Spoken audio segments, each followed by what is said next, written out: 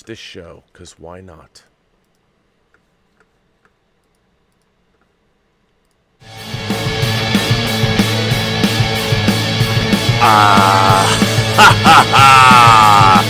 It's time for Midnight Metal, episode number 3. Oh my God! It's me, Robert Meyer Burnett, with my friend Slash. Oh my God, can you believe it?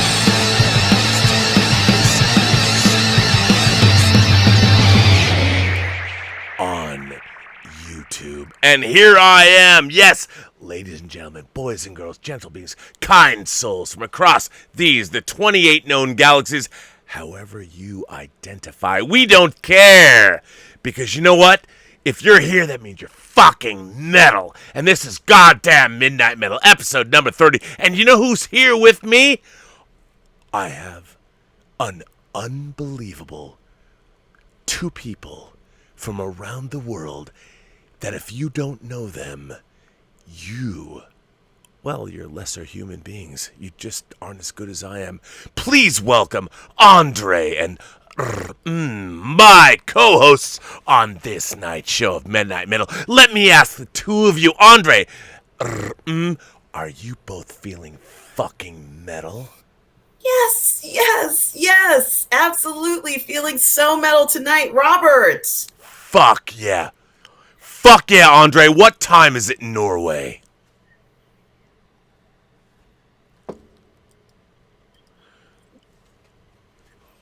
Hang on. Wait. Andre, once again, I fucked up because I had to start over again, right? So just give me a fucking second because no one can hear you. I solved the problem, but I didn't apparently solve the problem. So before you tell us what went on in Norway, allow me to add you to the show. We can see you, but we cannot hear you because I'm a douche. Just so you know. And I'm going to add you to the show. And, yeah. Oh, then something wacky happened. Look at this. Everything is going crazy. If you can see it, we all went black. But just so you know, if you think that's just me, it's not. It's something else. Just give me a moment and let me put everybody back where they belong. Just everyone thinks, oh, wait, we're up. Don't think. God damn it, I don't even know what the fuck I'm saying. I'm having a problem right now. Well, having problems in the morning is metal. Yeah, well, there you go. And so I'm the one who's not here. But, Andre, please speak. Speak now. Speak, friend, and enter. Thank you, friend. Yeah, Thanks for fuck yeah, having dude. me. You are fucking here. And I didn't get to ask you, Perfect. Are you fucking metal, Andre? I am always metal, no matter what time of day it is. Is that Especially because when I'm here do you on have Midnight Metal. Rammstein in your blood or what? Of course. Absolutely. I listen to Rammstein every single day. So it's always metal. Do you really? Oh, yeah. That's fucking metal as fuck. I mean, so what's your go-to Rammstein jam? That depends a little bit on my mood. Right now, recently, it's been actually the solo song from the singer Till Lindemann, Ich hasse Kinder. That's been my jam so much that I had to...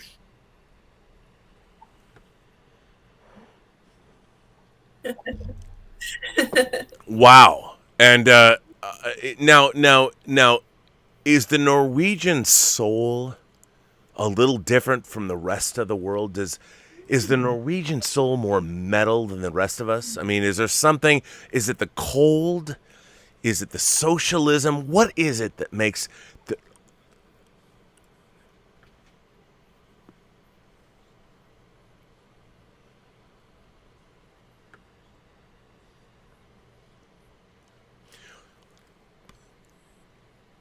Okay, but I want to know, what do you think it is? If you could codify it, if you... No, they can now. You're in. This is old school. So what is it Like, what is it that makes it metal?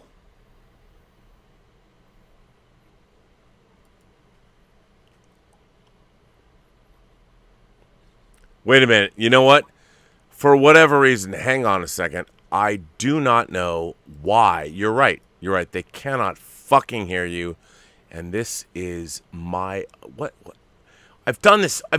How many times? Every time. This is like the fourth show you're on. And like, for whatever reason, there's always technical. There wasn't before. This entire show has been one big technical difficulty. So hang on. And this is very important because you, my friend, are important and you need to be a part of this. I mean, I can't not have you here. Like, my God. So why you're not here, I don't know. So hang on. Let me just speak now. Speak, friend, and enter. Please give me something. Tell me something. Thank you, friend. Can you all hear me this time? I can hear him. We can all hear him. I don't know. The problem is, can the audience hear? Because I have metal stories to share about how metal Norway is. They and can why. hear you. I can see. Perfect. I can see that you're here. So let me ask you this. Let me go back and ask the fucking question. What is it about the Norwegian soul that is fucking metal? I think it's the cold and the isolation and the need to work together. And that way you have to express yourself and your aggression some other way. And music is a great way of doing that. I like that. Through music you can express the feelings and the unsaid. And you can take out the rage and the frustrations over everything being so fucking difficult all the fucking time in metal. So, okay. So, what? That's an interesting... What is difficult? Like, in life, in Norway, aren't you guys... You got socialized medicine. You've got beautiful landscaping. Like, what's tough in Norway?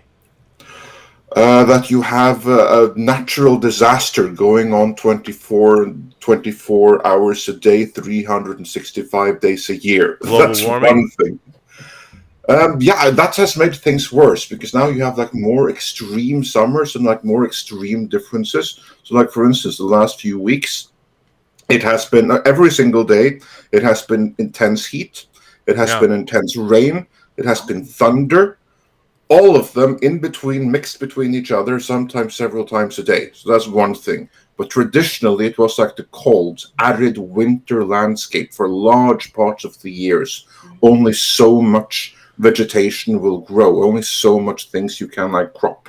We didn't have like tomatoes and avocados and like stuff you take for granted until like the 50s and 60s and stuff. Yeah. So like that's going to like shape a culture. And also, like, we do pretty okay right now since we find the oil. But before then, Norway were like the poorest schmucks in all of Europe. So Yeah, but you've got the most beautiful landscape.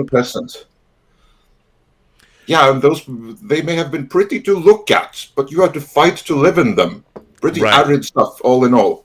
So, but let me ask you this. I mean, from an American perspective, you know, I've read articles about how Norway is building the first tunnel, the first cruise ship tunnel through mountains. Yeah, that is badass. That is badass. We love our tunnels. It's fucking badass, dude. Like, the technology that Norway employs to, by the way, utilize nature, not circumvent nature, but to utilize nature.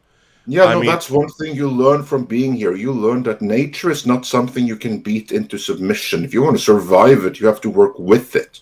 You have to adapt to it. You have to make it find ways to make it work for you using what is already there. So why is the rest of the world, why do we not know what Norwegians know?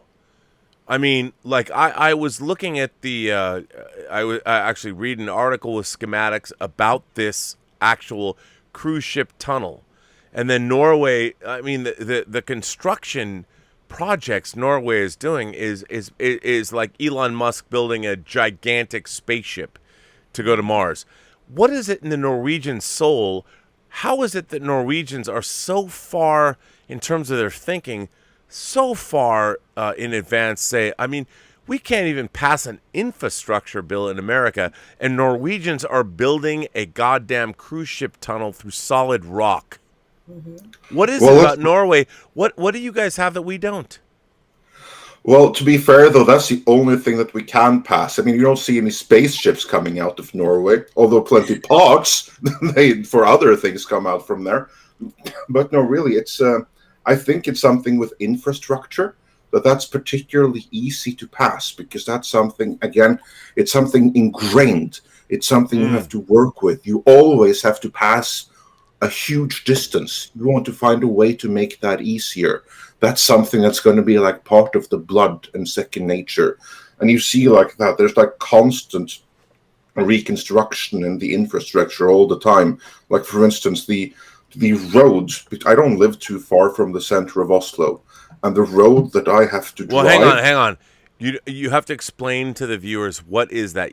The what? The center of Oslo? What is that? Yeah, I'm getting to it. Okay. I'm just going to give one example, because I live not too far from the center of Oslo, and the road that I have to drive to get from where I am to the center of Oslo, that's been in a constant state of flux for the last 30 years, it feels like. I mean, you know, like the doozers in Fraggle Rock, they're constantly doing construction just for the sake of construction. If you look at the road system around Oslo, it's kind of like that. There's constant construction, seemingly just for the sake of construction. Like, oh, we have some more money left on the budget this year. So let's, like, this year, we're going to connect this road to that road. Right. And then we'll undo it next year. And then we'll build the bridge there. Okay, Andre, the reason I stream with you is because, my God, a Fraggle Rock reference. Kudos to you, good sir. My God, you should be a son of Norway's royalty, because that was amazing. Thank you for that. So we have that. We have that doozer mentality. And that's something, if you go and you tell the doozers, hey, why don't you guys now try, instead of building up and building these things are going to change all the time, try do something new. Try building a tunnel. You know you love building tunnels. Build one for a cruise ship. That's a challenge they're going to take standing right away. It's like money is no object. It's amazing. My God. Right? Go ahead. I'm sorry. No, it's just spectacular to even come up with an idea like that, a tunnel for a cruise ship. It seems like something from science fiction. It is totally science fiction, but the Norwegians, I mean, that's why the thing started with. Norwegians were the first people to find that spaceship. Norwegians are the people that lead the way to the future. Okay. And to the South Pole. Let's not forget about that. That was like the exact same thing. That's why Norwegians got to the South Pole before the British in the race to the pole, where Roald Amundsen beat out Robert Falcon Scott to it, because Amundsen, he knew, here we have to work with nature, we have to adapt to nature, whereas Scott had the mentality of, we're British and we're going to beat nature into submission. Fuck yeah, you are. So well for him.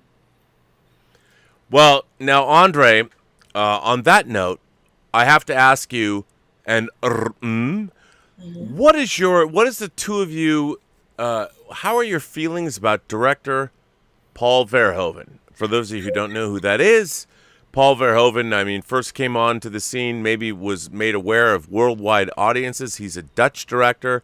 His film Soldier of Orange won Best Picture. His first English language movie was Flesh and Blood with Rutger Hauer and Jennifer Jason Leigh in '85. One of the greatest movies ever made. Oh my God, I love it. And then, of course, RoboCop in 1987. He followed that up with Total Recall in 1990, and then he made Basic Instinct. Great. Oh my God. And then, of course, he made Starship Troopers, and he made The Hollow Man. Oh, pardon me. Lest we forget, between Starship Troopers and Basic Instinct was Showgirls. And then he made The Hollow Man. He went back to Holland. He made Black Book. And then he made with Isabelle Huppert. He made a film in France. And now, by the way, at the Cannes Film Festival this year, 82-year-old Paul Verhoeven, who, by the way, made also Katie Tipple and Turkish Delight, has his newest film, Benedetta, which was just screened on the Quizette as I like to say, lesbian nuns for Rob's pleasure. That's what I call that movie. I don't know. And modern day nunsploitation. And by the way, this is a huge genre in the 70s. I mean, all the way back. By the way, Black Narcissus in 1948, which you can get on a Criterion Blu-ray. My God, lesbian nuns going crazy. This is part of cinema history.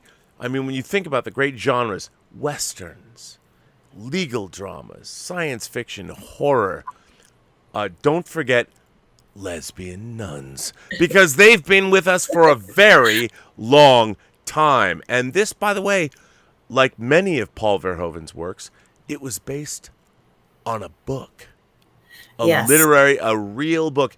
And Todd McCarthy reviewed this film today, and he says, ever the bad boy, even into his 80s, director Paul Verhoeven stirs the pot and turns the heat up to the boiling point in Benedetta, a medieval brew of religious fervor, illicit lesbian sex in a convent, Catholic Church politics, and to incidentally add a contemporaneous touch, a plague sweeping the land.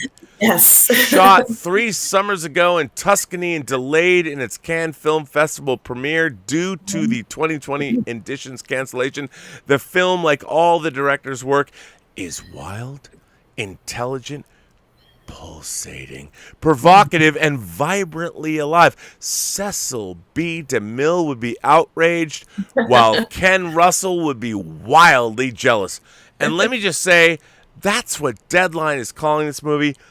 The two of you, Andre, when Paul Verhoeven directs a lesbian nun film, what do you think about it? What are the first things that run through your minds? Robert, I can't tell you how exciting this film is. That's why I love you. Everybody is talking about this film for many reasons. First of all, it's reinvigorated film as far as I'm concerned. Or the lesbian nun film genre? Yes, because it's making us think about the possibilities of film. He's pushing boundaries, and people are liking the boundaries. This is something that people are looking at and talking about, and it's making them think about, what exactly are we supposed to be accomplishing in a film? He's accomplishing entertainment value that people just can't stop talking about. It is the talk of the town. It's set in the 1600s. You have these women who are in a convent, and one of the quotes from the film is where one of the nuns says, "Your body is your enemy." And this enemy is now being I've always told my lovers that very thing. It's reaching out to your sisters in need and in passion, and it's been like a beautiful testament to celebrating sexuality and looking at what it means to be a woman. We haven't seen anything like this since the 70s, as you said, but this is just such a breath of fresh air to see something that is just so exciting and feels very stimulating. I'm stimulated by this. So am I. Don't get me wrong, Andre, are you? I mean, look, Norwegians, anything goes. 16th century lesbian nuns are old hat for the Norwegians. But let me ask you, Andre, does this titillate you? Does Paul Verhoeven's latest film make you think, I have to see that? I have to see any movie by Paul Verhoeven anyway. And when he does the world a service by bringing back exploitation films of the 70s, non-exploitation in particular, I definitely have to see that. So God love you. God love you, sir. And what I find very interesting about this? This is actually based on a book that documents a real occurrence. Yes. So this is not something that a lot of people, Paul Verhoeven's entire career There's a lot of people in his home country of Holland, and then when he broke free with Spetters and with The Fourth Man and with, of course, his first English language film, Flesh and Flesh Blood. and Blood. Yeah, and a lot of people did not like him. He was pilloried in his own country and here because basically he delved into real human nature. He would show us things that we don't want to admit that, yeah, we're all a part of, but we want to pretend that we're not. Yes. What's the saying? No man can be a prophet in his own land. Something like that. Yeah. Yes. And when you think about it, Judith Brown would be so proud of this adaptation or whatever you want to call it of her book. The book is called Immodest Acts, The Life of a Lesbian Nun in Renaissance Italy. And that's kind of the greatest best-selling title I've ever heard in my life. Yes, who wouldn't want to read that shit? Come on. You know, a director is supposed to make films about subjects and topics that he loves, and it's clear he loves this topic. And he put his heart and soul into making this. At 82, he must be the most incredible 82-year-old in the world. Well, clearly he has no problem with erectile dysfunction. That's why he made now his you film. Disappeared.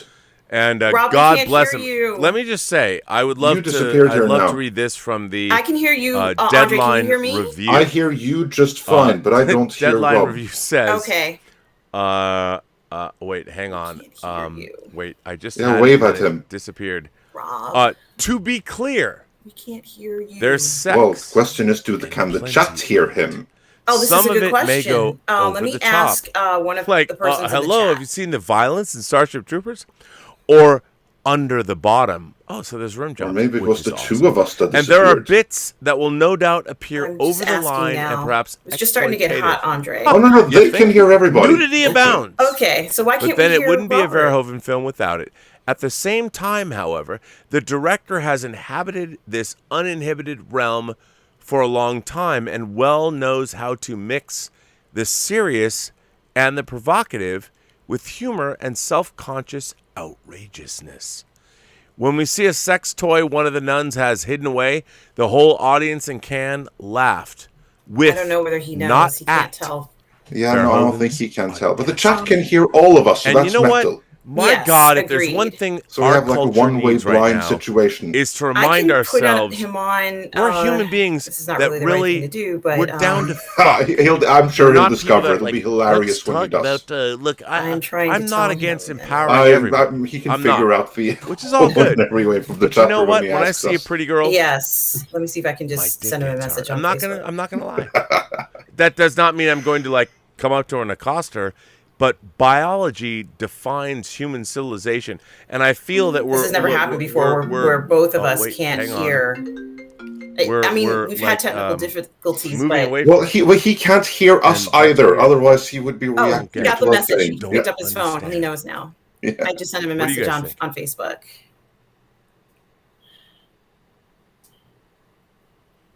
You don't know? Now he Uh-oh. knows. Wait, Sorry, what's happening? Rob, we can't hear you. Wait. Are you guys? Can you not hear me? You can turn on What's going YouTube, on? and then we could hear him that way. Yeah, but then we have the delay. I know. Now he knows. Sorry, Rob, we can't No? hear you. Hey, Oh, kids. now we have your echo in the background. Can you not also. hear anything that's going on here? I lowered it, Andre. I just wanted to see. I don't if know what's people happening. could hear Why- us. why- Obviously, can they you could not hear me? us. I can hear me. but- Hang on. Can you hear me? See if we can try and fix this. What's going on? What's No, we can't happening? hear What? you. What? We can't No, hear no, you. you can't. No, what? He knows. He knows we can't hear him. So, Andre, you're still there? Yeah. Why? Yeah, Why sorry about the can't? technical Wait. Oh, difficulties. wait. Well, can you guys not hear me? We can hear you now. Well, what the hell happened? I have no idea. All of a sudden, right when you were starting to talk and it was getting really hot, we couldn't hear Wow, you. you know, oh yeah, when I was talking about lesbianism and I mean, my God, you guys, I'm telling you, YouTube totally, It's like, not a coincidence, Rob. yeah. By the way, they're totally choking us off. not in the way we all want to be choked off, but something. Man. So wait, That's so terrible. I think everyone can hear me. I'm Yeah, just now saying. we can hear you again. Now you're back. Yes. I don't know if the audience can hear, but we can hear No, you you again. can Now hear you it. You can us. hear me, and I have Yes. to. By the way, And now this- you can hear us too, because Yeah. they went both ways. No, Yes. this is some ridiculous. I'm better than you guys. This is some Russian hacking shit. We were having a good conversation. Let me just talk about. Did anyone hear me reading about lesbianism or whatever? Nope. It disappeared just before then. You were talking about the greatness and Verhoeven. I think you were just getting into that, and that's when gone. Oh God, go figure. I mean, go figure. A white cis middle-aged man talking about lesbianism choked me off. Well done, the people. audience heard, so there's that. It's just us. Are we still live, by the way? You are still live. You are here, Andre. So let's bring it back home. I'm going to ask the two of you. Yes. Now, sexuality is like people talk about the MCU. The Marvel Cinematic Universe is almost devoid of actual sexual activity. And I understand that, but you'd think that heroes and heroines would be the most sexually active people in the world. Olympian athletes are. But so when it comes down to Benedetta, Paul Verhoeven's lesbian spiritual quest, do you look at it as an exploitation film, or do you see it as a legitimate stab at spirituality and humanity? What do you think? You go first. Yes. I think that it's tapping in on something that is inherent to being a human being, our ultimate desires and our need for love and affection. And no one can deny the importance of those two elements in being, alive. How can you imagine a life? It's definitely a statement, and very interesting to use a convent in this particular way, because there's always the association of the religious with being celibate. And here we're not saying they're celibate. We're saying that they explore their sexuality, they're free with it, they give love freely, and they are comfortable with this to such an extent that it's an important part of their lives in that convent. And I think that speaks volumes, because these individuals who take these vows, who do these things, they also have feelings and emotions and desires like the rest of us. Those things don't ever go away. They don't ever go away. And, we need to be sensitive to those things, to those needs that individuals have, no matter what their position is, whether they're in a convent, whether, they're your neighbor, whether they're just an ordinary walk of life. And, when you remove that element, when you remove the desire or even the implied desire, like we've seen in a lot of films, from a film, the implied desire of wanting to be with someone, of wanting to love another person and show another person love, we lose a certain element of our humanity. Wow. Andre, how do you follow that up? I agree completely. I will say that what just said, that actually perfectly encapsulates the need that exploitation movies fulfilled in the first place. Yep. If you look back to the 70s, which is when exploitation films, especially in Europe, were huge, that came from a level of repression in some ways. Because, you had like the freedom in many ways, but it was like still repression in others. And you had the whole lingering effect of World War II still affecting Europe in many big ways. You had like a neoconservatism trying to fight the neoliberalism that came at the same time. So there you had like two opposing forces. And which won out more or less, that would depend from society to society. But where the shall we call them neoconservative forces won out more, that's where you got the exploitation films. That is where that was a means of releasing something that was suppressed. Only then in the name of art or making more money, whatever, they just took it to another level.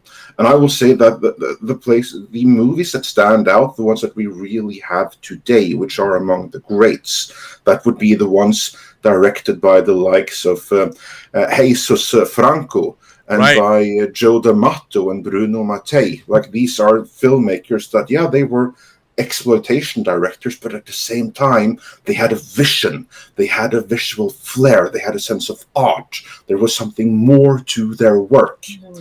And Paul Verhoeven, he has that exact same thing that they had, only even more so. And that's what I find exciting about this movie, that it potentially could do exactly that same thing. Now we are in an era of more of that moral conservatism, I think, not just in the States, but also we're seeing more and more of it in Europe too. And then the need arises, and then you have the Loki character, the Joker, the person that's going to emerge because society needs it, and just like stick a finger in the wound and create something to confront all of the norms and everything like that. Put out a work like this just to remind everyone where we are going. Look at this piece here right now. That's a mirror which reflects where we are right now. I think there's something to that to it. I think you're absolutely right. I mean, you know, we have birth rates falling precipitously in the West. People aren't fucking anymore. Mm-hmm. And what I find really interesting is human sexuality is kind of wacky anyway. Like, if you think about it, human sexuality is a combination of our physicality and our imaginations. Mm-hmm. And I love that. I love the fact that our sexuality is based on conjured up images and things. Like, obviously, our physicality, like I've always thought, and this is why I love David Cronenberg as a filmmaker.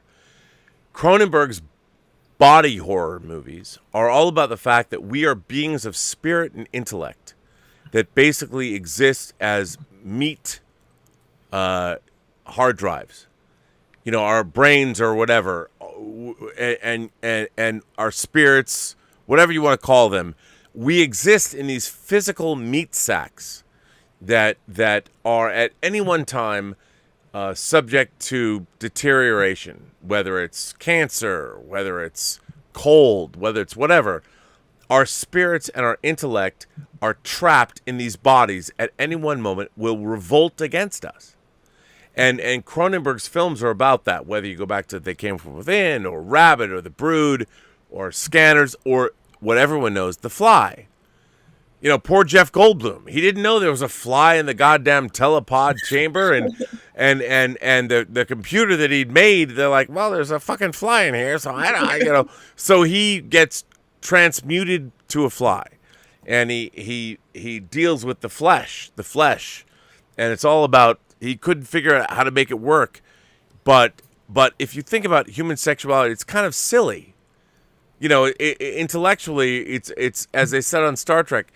Barbara Boucher in the episode By Any Other Name, she's like, I don't, you know, this whole thing, you humans are so obsessed with this biological act, and Kirk's like, boom, chicka boom, bow, let me show you what's up. I mean, I know you're a tentacled alien from Andromeda, but you've taken the form, the guise of a human woman who's as hot as any woman I've ever seen. Let me just show you what's up. And he does. You know? Yes, but we're at a critical point. I personally feel, because we're at a point of depravity when it comes to sexuality in cinema, as far as I'm concerned. Because if we look at what has been produced in the past, practically every film, even action films, would have some kind of love scene in it. You know, you'd be hard pressed not to see some sort of innuendo towards sexuality, or have sexuality in the equation of a film or in a script or in a concept. There would always be some sort of implication of it, whether it's a man or a woman's sexuality. It would always be addressed somehow. It didn't have to be a consummation. It didn't have to be, but it was always something that was written into a script. And now, you know, it's like a wasteland. You know, I'm not seeing anything at all, and people are starving. When this film was debuted in Cannes, I'm sure people were just so relieved and finally satiated to see something of a sexual nature. They must have just been tears of joy when they saw how this film addressed it, and it feels good to see it. It feels good, Robert. Well, look, I'm with you. I mean, I'm old and middle-aged and 1 foot in the grave. All I can say is that if I was in my 20s, and I was a scandalous dude in my 20s, my cheeks were wet all the time. Only because I made sure that my partner's needs were taken care of before mine were.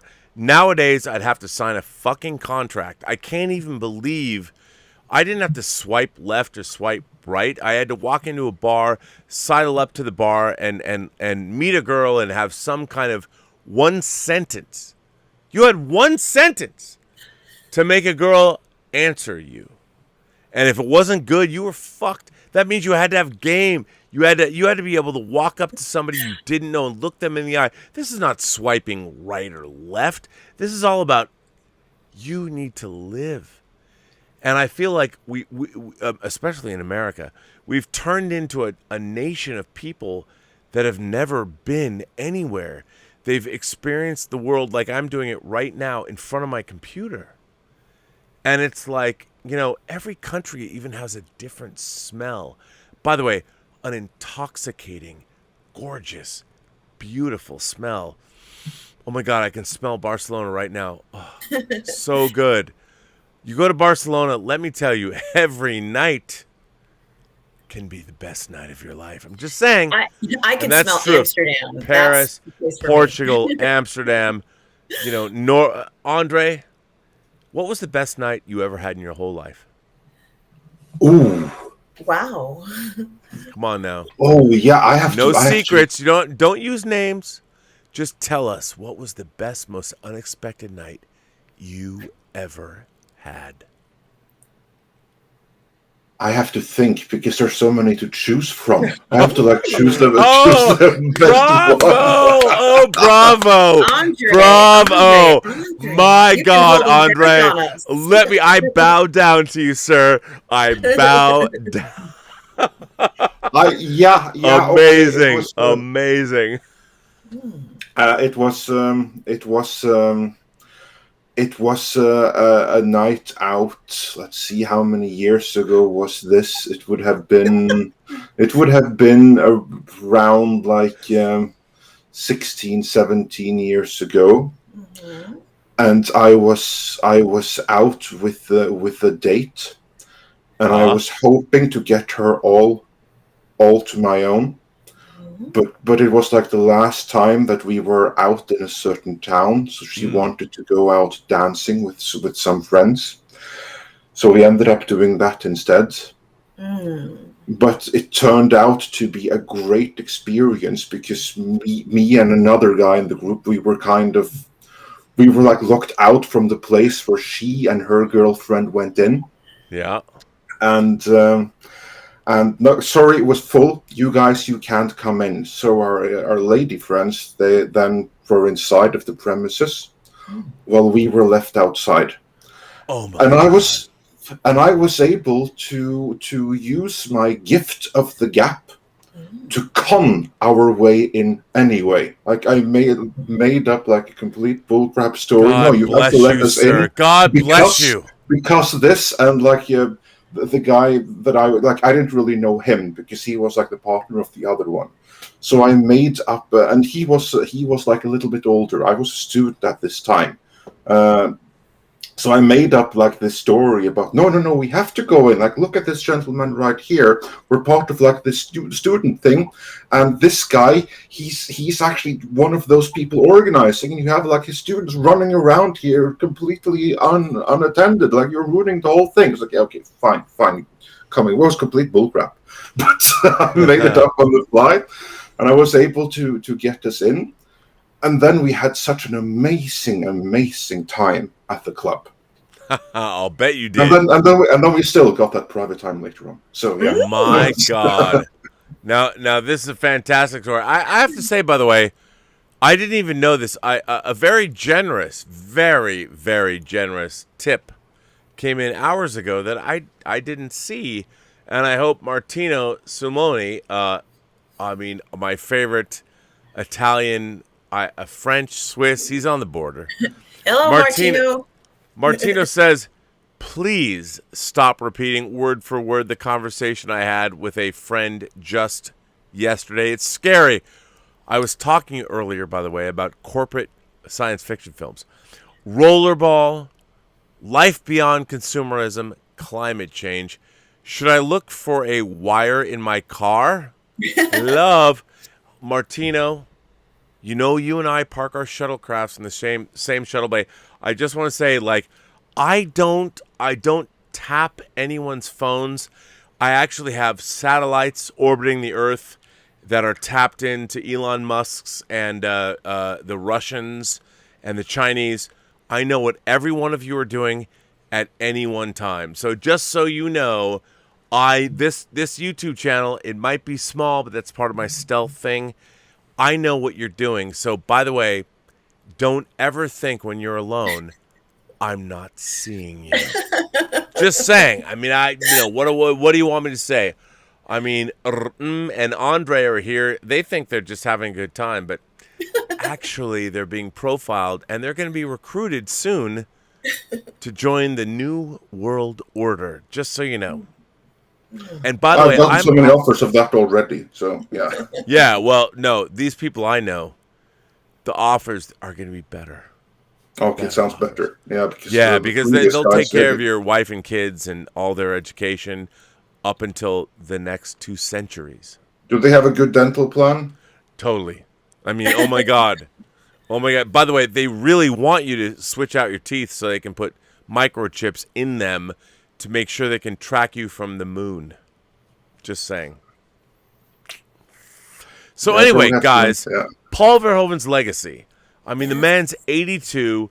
Flesh and Blood was 85. Then he did RoboCop in 87. A guy like Paul Verhoeven, I mean, we have Paul Verhoeven, Ridley Scott, Clint Eastwood. I mean, all these guys are like old white dudes, all from around the world. I would ask the two of you, do you think that Paul Verhoeven and Ridley Scott and Clint Eastwood and all these guys that have spent their lives, I mean, people forget Clint Eastwood's been directing movies for almost 50 years. And he used to be a sex symbol, too, when he was in Rawhide. Come on, dude. He's a sex symbol now at 90. But the real question is, our society that praises youth, and yet there are men and women that are Agnes Varda, that are living into the twilight of their lives, creating great work. Do you guys think that age is a factor in terms of relevant filmmaking? I think that having the experience gives a person an advantage. And I also think that having experience gives a person an advantage as an actor. So, there are definitely ways that can be utilized. And, I think you could decide that you're going to make a film that only has one particular age category. But, I think that it's more interesting to mix it up a bit. And everybody loves to see a person with more experience show a younger person the way, especially in sexual situations. So that's something that I think we God all bless love. you. That was my experience. I was a 22-year-old and a 30-year-old woman showed me everything I needed to know. And you know what? The one thing she didn't say was, "This is the way." But I knew what she was showing me. I'm like, "Oh my God, this is so the way." Oh. And you didn't have to sign concept forms for every new escalation. Oh no!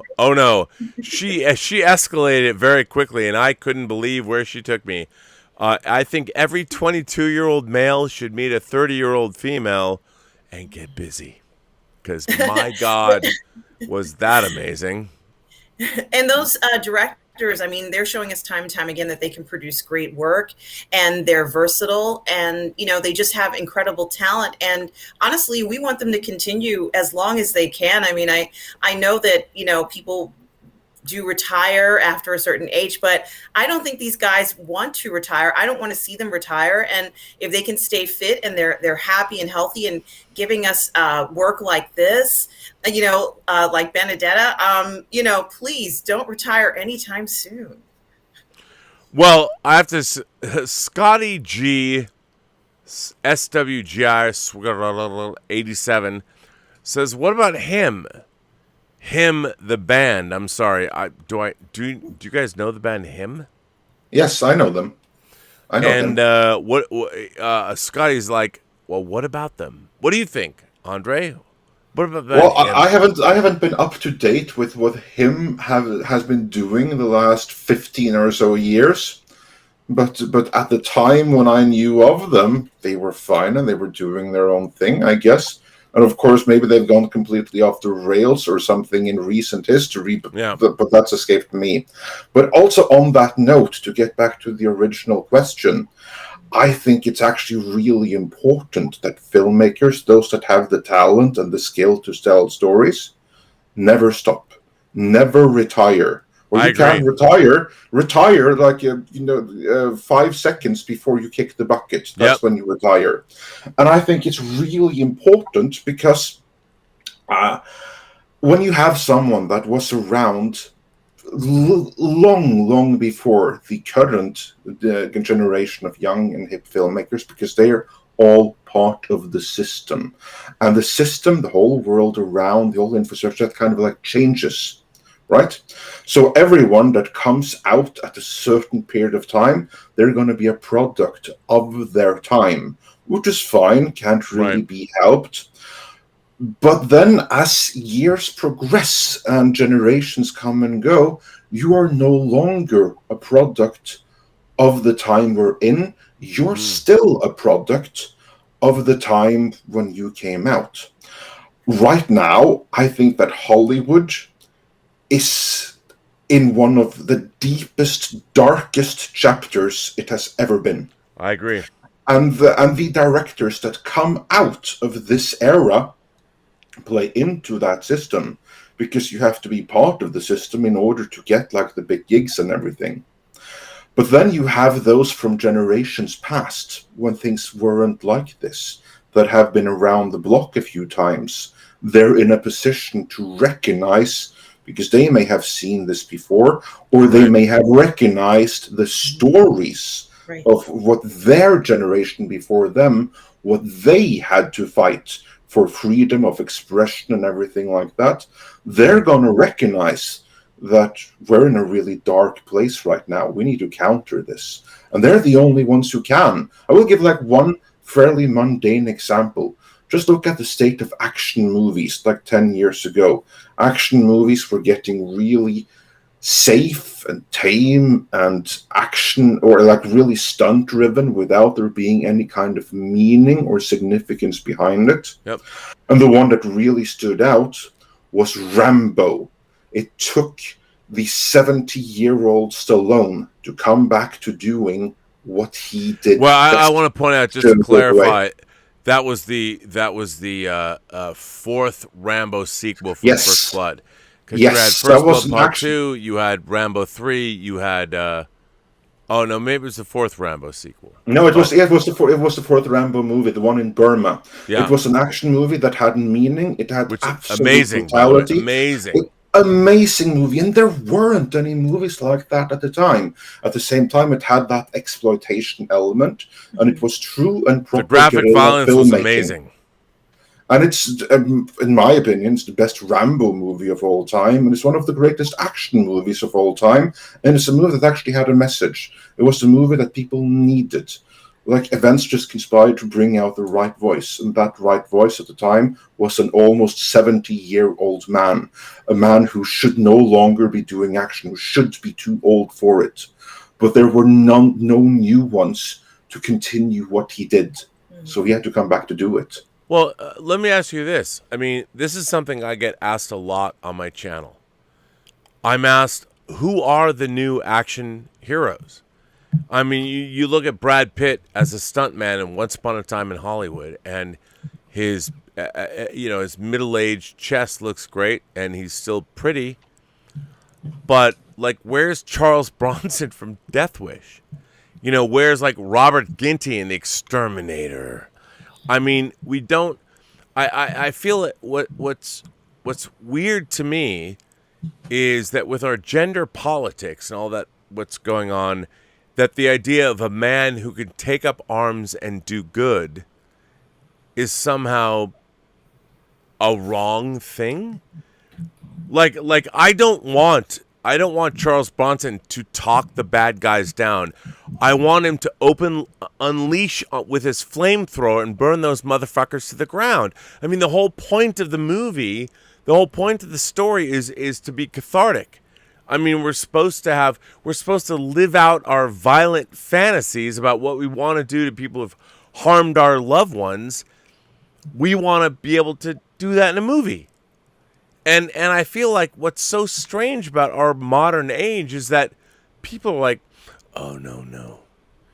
You know, you can't want to fantasize about burning to death someone that might have raped your daughter. You can't, because maybe he had a bad upbringing and maybe he deserves some sympathy. I'm like, no.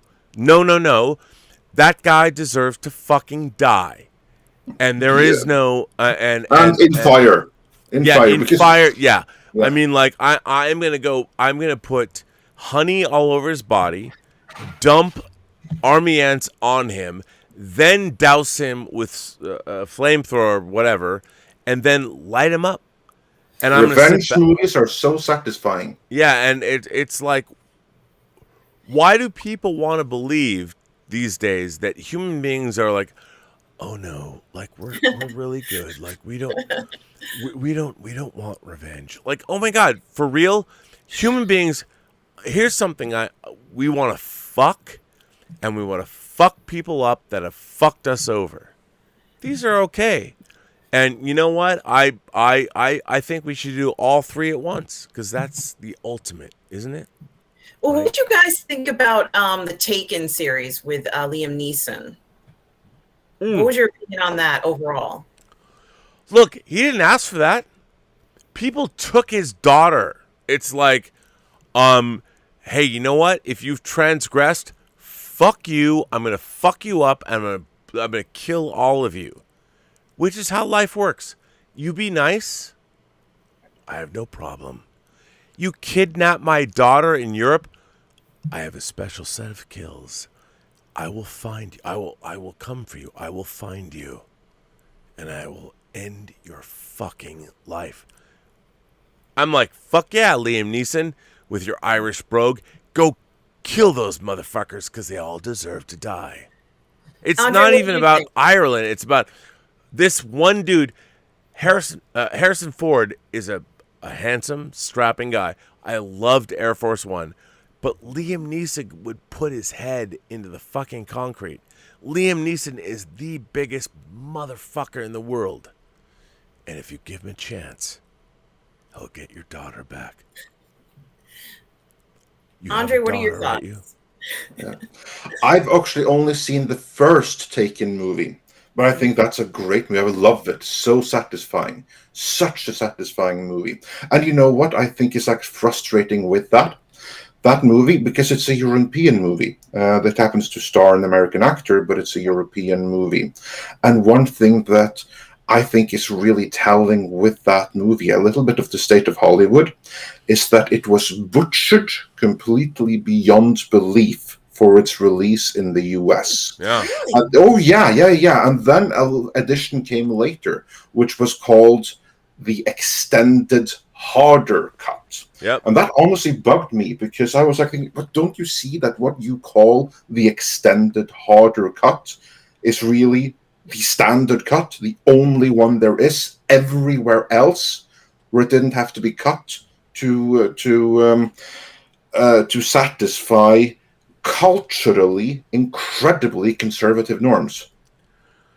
Yeah, which is odd to me. It's so odd. Like, what world do you think we're living in? Like, not culturally, but more morally conservative norms, I should say. Not politically, but morally. So the reason why I brought up Taken was because, you know, you'd mentioned action films, and I always think about Charles Bronson as far as I'm concerned when it comes to, you know, something bad happened, and now, you know, he has to go ahead and make, you know, sort of find who was responsible for what whoever did to his family. 10 to midnight. Yes. And I'm just curious, like, is anything like that coming down the pike? I mean, that should be a theme that's explored, especially in today's world where we have, different things going on that could definitely fit into a theme of that. I mean, is anything coming down the pike for that, or is that completely gone and no one wants to touch it with a 10-foot pole? Does anybody know, or? I don't know, Robert. You tell me. What I find fascinating as a kid who started working in video stores at 13, I lived off exploitation cinema. I mean, I watched so many things that were so inappropriate for me to watch. And those movies, many of them, like the good ones from the good directors I mentioned, they hold up today incredibly well. No, they absolutely do. And what was interesting was, I mean, it was the wild, wild west for home video. And the guys that I work for let me do and watch anything I wanted to watch. So whenever something came out, I would watch it. The exploitation cinema of the 70s. And what I realized was that there was always varying degrees of quality. There's a lot of schlock, a lot of bullshit. However, you realize that everyone, even the movies that were bad, they were trying. They were trying to make something. And you'd watch on set, watch these guys. They were totally inept, but they would somehow pull off a shot. And I'm like, that's fantastic. And what it made me realize, this is, by the way, 32 years ago. And I was like, my God, you guys, you made something really cool. And they looked at me. I'm like, this is awesome. And they looked at me like, this is just the beginning. You have no idea the work we have to do. I'm like, I kind of do. And I'm just watching this. I'm just talking about this one particular explosion. It's pretty cool. And yet someone's getting in my face going, well, we only do these things once a year. I'm like, what? What? Like, what? This is not good business. I've floated in. Let's blow some shit up. Nope, didn't happen. And I'm just like, all right, fine. If that's what you want to do, if that's your fiefdom, we just rolled in from 14 months of horror. And Right. You're not going to let us eat your cured meats or whatever. All right, that's fine. But why not? I hate people. Well, Andre, I wanted to ask you. So I personally have been looking at a lot of films from the past 10 years. And I have noticed, and Rob, you can confirm this for me, that I have seen action films, but I've noticed that they sort of been put on the back burner. And I'm wondering if the reason why is because, and you were talking about this in previous conversations, Andre, about the demasculization of the male lead, and whether or not the lack of focus on just action films in general, or the level of quality that we would expect to see, is a result of that. I think so, because the best action movies the past decade, they've been Stallone movies, a man from another time. And if you disregard that, you have some Jason Statham in there. Of course, you have some Fast and the Furious. I mean, if anything, that's like the staple of action movies. But beyond that, most action on screen right now, and we saw this in Black Widow, a movie I'll be talking about, where you then have very short, stocky little girls that kick the ass of a very helpful stuntman 3 times their size. Yeah. That's a little weird. For the way that they're able to be thrown around that way. I mean, that takes some kind of athleticism to okay, now I'm going to mine that I'm going to throw myself over there. First, I'm going to practice it on my own, and then this tiny little girl is going to come and then she's going to mime that she's actually throwing me, but me, the stuntman, I'm going to be the one to do all the work here. So, that's like what most action movies are these days, isn't it? So, Robert, I did want to ask you, It's the same topic, but just sort of like in a different way. I personally, and this is actually for both of you to hear, I'm Boom, not chicka, comfortable. boom, bow. What? Wait, I'm, I'm sorry. What?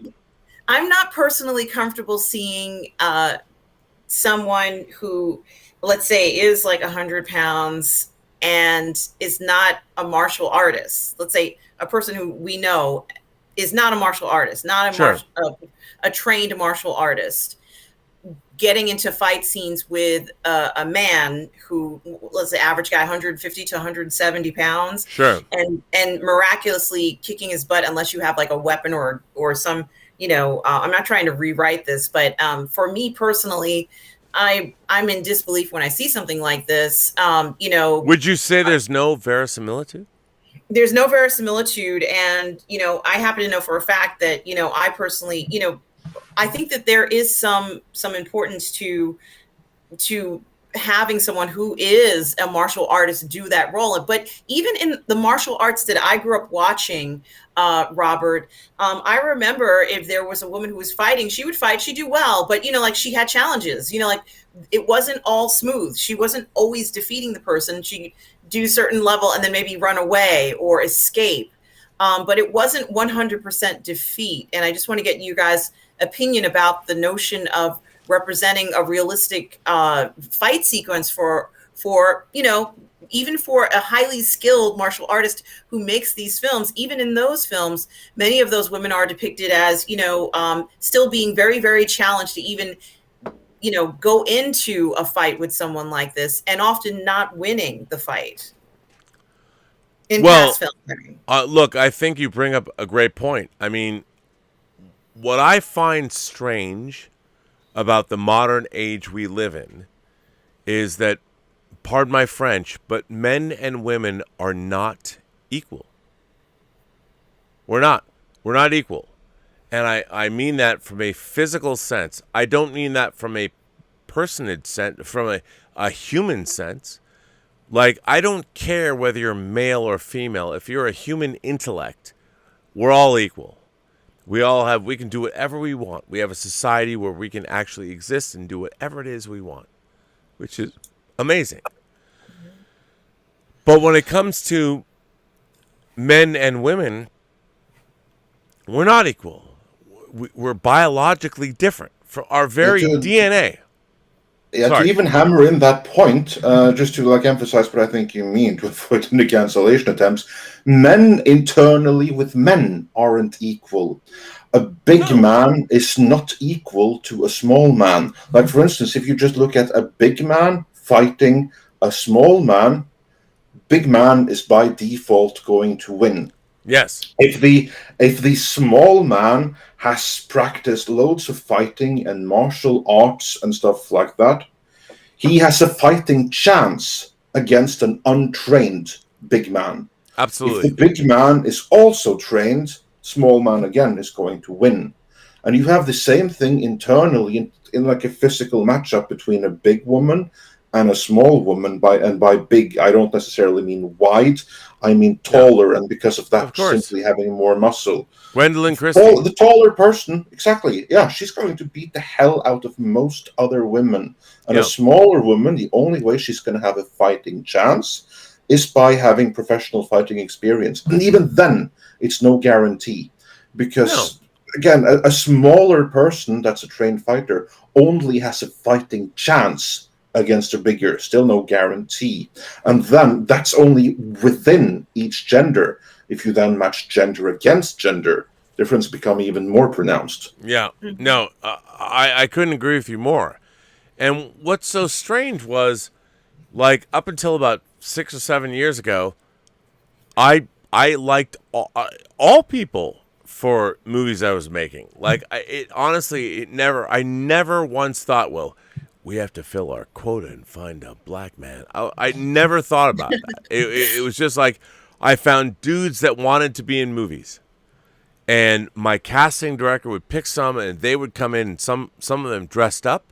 That's how I found the character that I work with. And they did something unique that was amazing in the room, where you're like, oh my God, that guy's got to be in the movie. That was amazing. And so what I find interesting about this whole business is that none of us are necessarily looking for great success. I know it seems strange.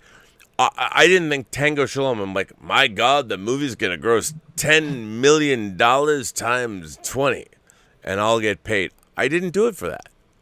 And by the way, we'll never get paid that much money ever. Even if God Himself came down and said, "All right, you get a prize, you get a prize." And by the way, the Tango Shalom crew, you guys get 800 grand. That's all right. And you go on like, and God would be like, "It's like Job. We're just teaching you how to wield money." I'm like, "But I don't have any money to wield." Well, my son, sorry. Anyway, that's just an aside. But I do think that at the end of the day, what's most important is the work that gets done. Mm-hmm. That's all that matters, because that's what's gonna, like, oh my God, I had a custom figure of Quentin Tarantino from Reservoir Dogs, and it came with a 6-scale packet of Red Apple cigarettes. Oh my God. And people are like, is that true? Did you have that? And I'm like, fuck no. I was lucky. No way. I'm happy to have this, but my God, no, I didn't know.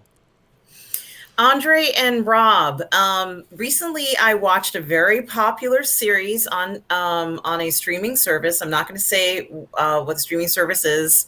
And in the series, it's a television style series. We had 2 female actors. One who's an incredibly experienced martial artist, well known, related to the most famous, actually, martial artist in a way.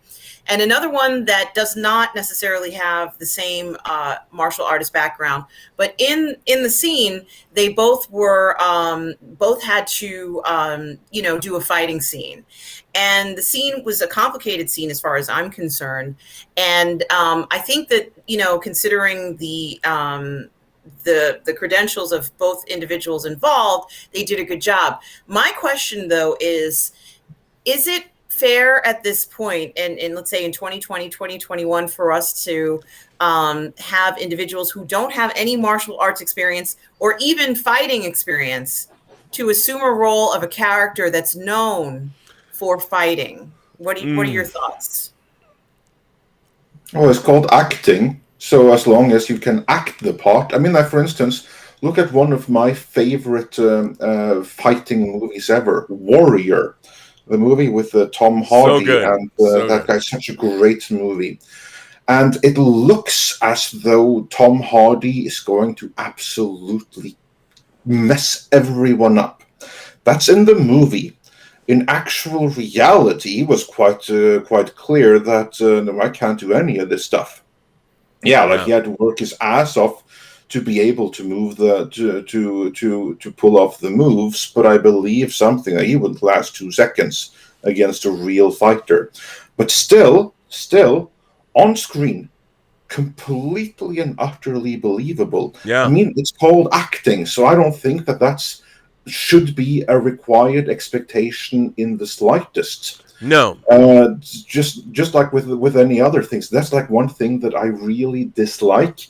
That now, so as an actor, you can only play these and these roles because we have now decided in our moral superiority that only person with these and these inherent characteristics can play these and these characters. Well, that kind of like goes a little bit against acting. Like, obviously, there has to be like some limits. Like, for instance, if you're supposed to have a role with a attractive 16-year-old girl, you can't have Robert De Niro play that 16-year-old girl. Robert De Niro would beg to differ. Please. No matter how great an actor he is, but there are things that you can get away with, such as the fighting skill. I don't think that should be a requirement at all. I think that if you have one actor or actress who is a very skilled MMA fighter in reality, and you have another one which is maybe the star or something like that has zero actual fighting skill, as long as that it's able to look real on film, Miss Allgood. Case in point, The Warrior. I'm amazed. So, yes, absolutely, straight up. Thank you so much. By the way, that was amazing. I mean, I will PayPal you the $500 that I promised you after that. So thank you. But no, I mean, I agree with you. It really comes down to what I find interesting is a question of taste. What do people like? Why do people like it? And how can you use what you know about people like you? Midnight's Edge has, over 200,000 subscribers. So that's a lot of people around the world. So you can judge and gauge what are these people thinking. It's not like, well, fossil fuels are bad. It's not that. It's like you have an intimate relationship with your customer base. So how do you service that? And what is that? And forget that it's action figures. Any company that has, and we've seen it tonight, that is doing things to remodel their lives, to make their lives better. How do you assist? What do you do? I don't know. Well, I can say that as a person who happens to be part of the Midnight's Edge community and loves being part of that community, there are some similarities between what you do, Rob, as to what Midnight's Edge does, and a lot of YouTube creators is sing a lot of Sisters of Mercy. Really? No, I know. Being able to have the community have collaboration with the creator. Right. And that is really emphasized in Midnight's Edge and, obviously with the PGS community. And Andre, you just this past week, even today or earlier Friday, you guys at Midnight's Edge and Tom as well. Tom had his own show with Teenage Mutant Ninja Turtles, participated in an Iconicon, and you guys participated in an online con, but that still allowed the community to still participate. We were able to watch and send chats and, get feedback from you all, ask questions. This is a very unique platform and a very unique time for people who are fans and the fandom. And, it's fantastic. And I did just want to congratulate you on your show today on Swords and Sword and Sorcery. Swords and Sorcery, which was excellent. Thank I you. remember. Was it though? Was it? Come on now. Yes, it was. And I remember, for me, you asked one question during the show, Andre, about, like what got you started into Swords and Sorcery. And for my brother and I, my parents took us to the library. And, as a kid, you get these library books. And, we got so many books on Swords and Sorcery. And, obviously this was nonfiction, it was history. And, we just look at the armor and read about knights and the legends behind a lot of these stories. And of course, when Excalibur came out, my brother begged my mother to take him to see that film. And I'm sure there were a lot of parents who were in that position when it came out. And my mother and my brother to this day, and I'm sure they're not the only ones to ever say this, but and a lot of people have commented on it. The scene where is it Uther Pen? Yeah, when Uther Pendragon is with kind of disguising himself as that other man, so he can be with Morgana, or I could be wrong on that, but Morgana's there, but he wants to save his dad. Yes, and so well, maybe I'm talking about the wrong scene, but he asks Merlin if he can go ahead and be with this woman, and he says, "Well, yes. It's going to cause a problem if you do this." And Merlin does his magic, and he's with the woman. He physically it's a love scene, but he still has his armor on. And my mother had famously turned to my brother as a young boy and told him, and she says, and this is the quote, and I'm sure a lot of people have said this anyway about that scene, that knights don't make love with their armor on, So but yes they do. It didn't stop my brother and I from loving swords and sorcery. And Andre, you did mention about the artwork in a lot of the in a lot of these, either whether it was a poster or whether it was on a novel or whether it was even, on some other sort of object, whether it was a toy or whatever. It really inspired us to just love all of these films and even the lore, Yeah, Oh, absolutely. Because yeah. like the sword and sorcery, certainly most sword and sorcery movies, they don't live up to the promise of their own poster art. So if there ever was a success in marketing, it's sword and sorcery movies. Well, Andre, on that night, what would you say are some of your very favorite key art examples from sword and sword one sheets, posters, movie? What are some of your favorites?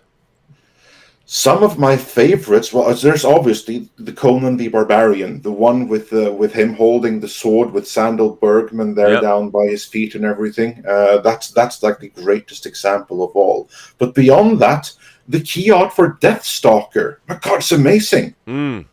And the same with Barbarian Queen. Wow. Amazing All right. art on that one. I mean, if you haven't Yes. seen it, check it out.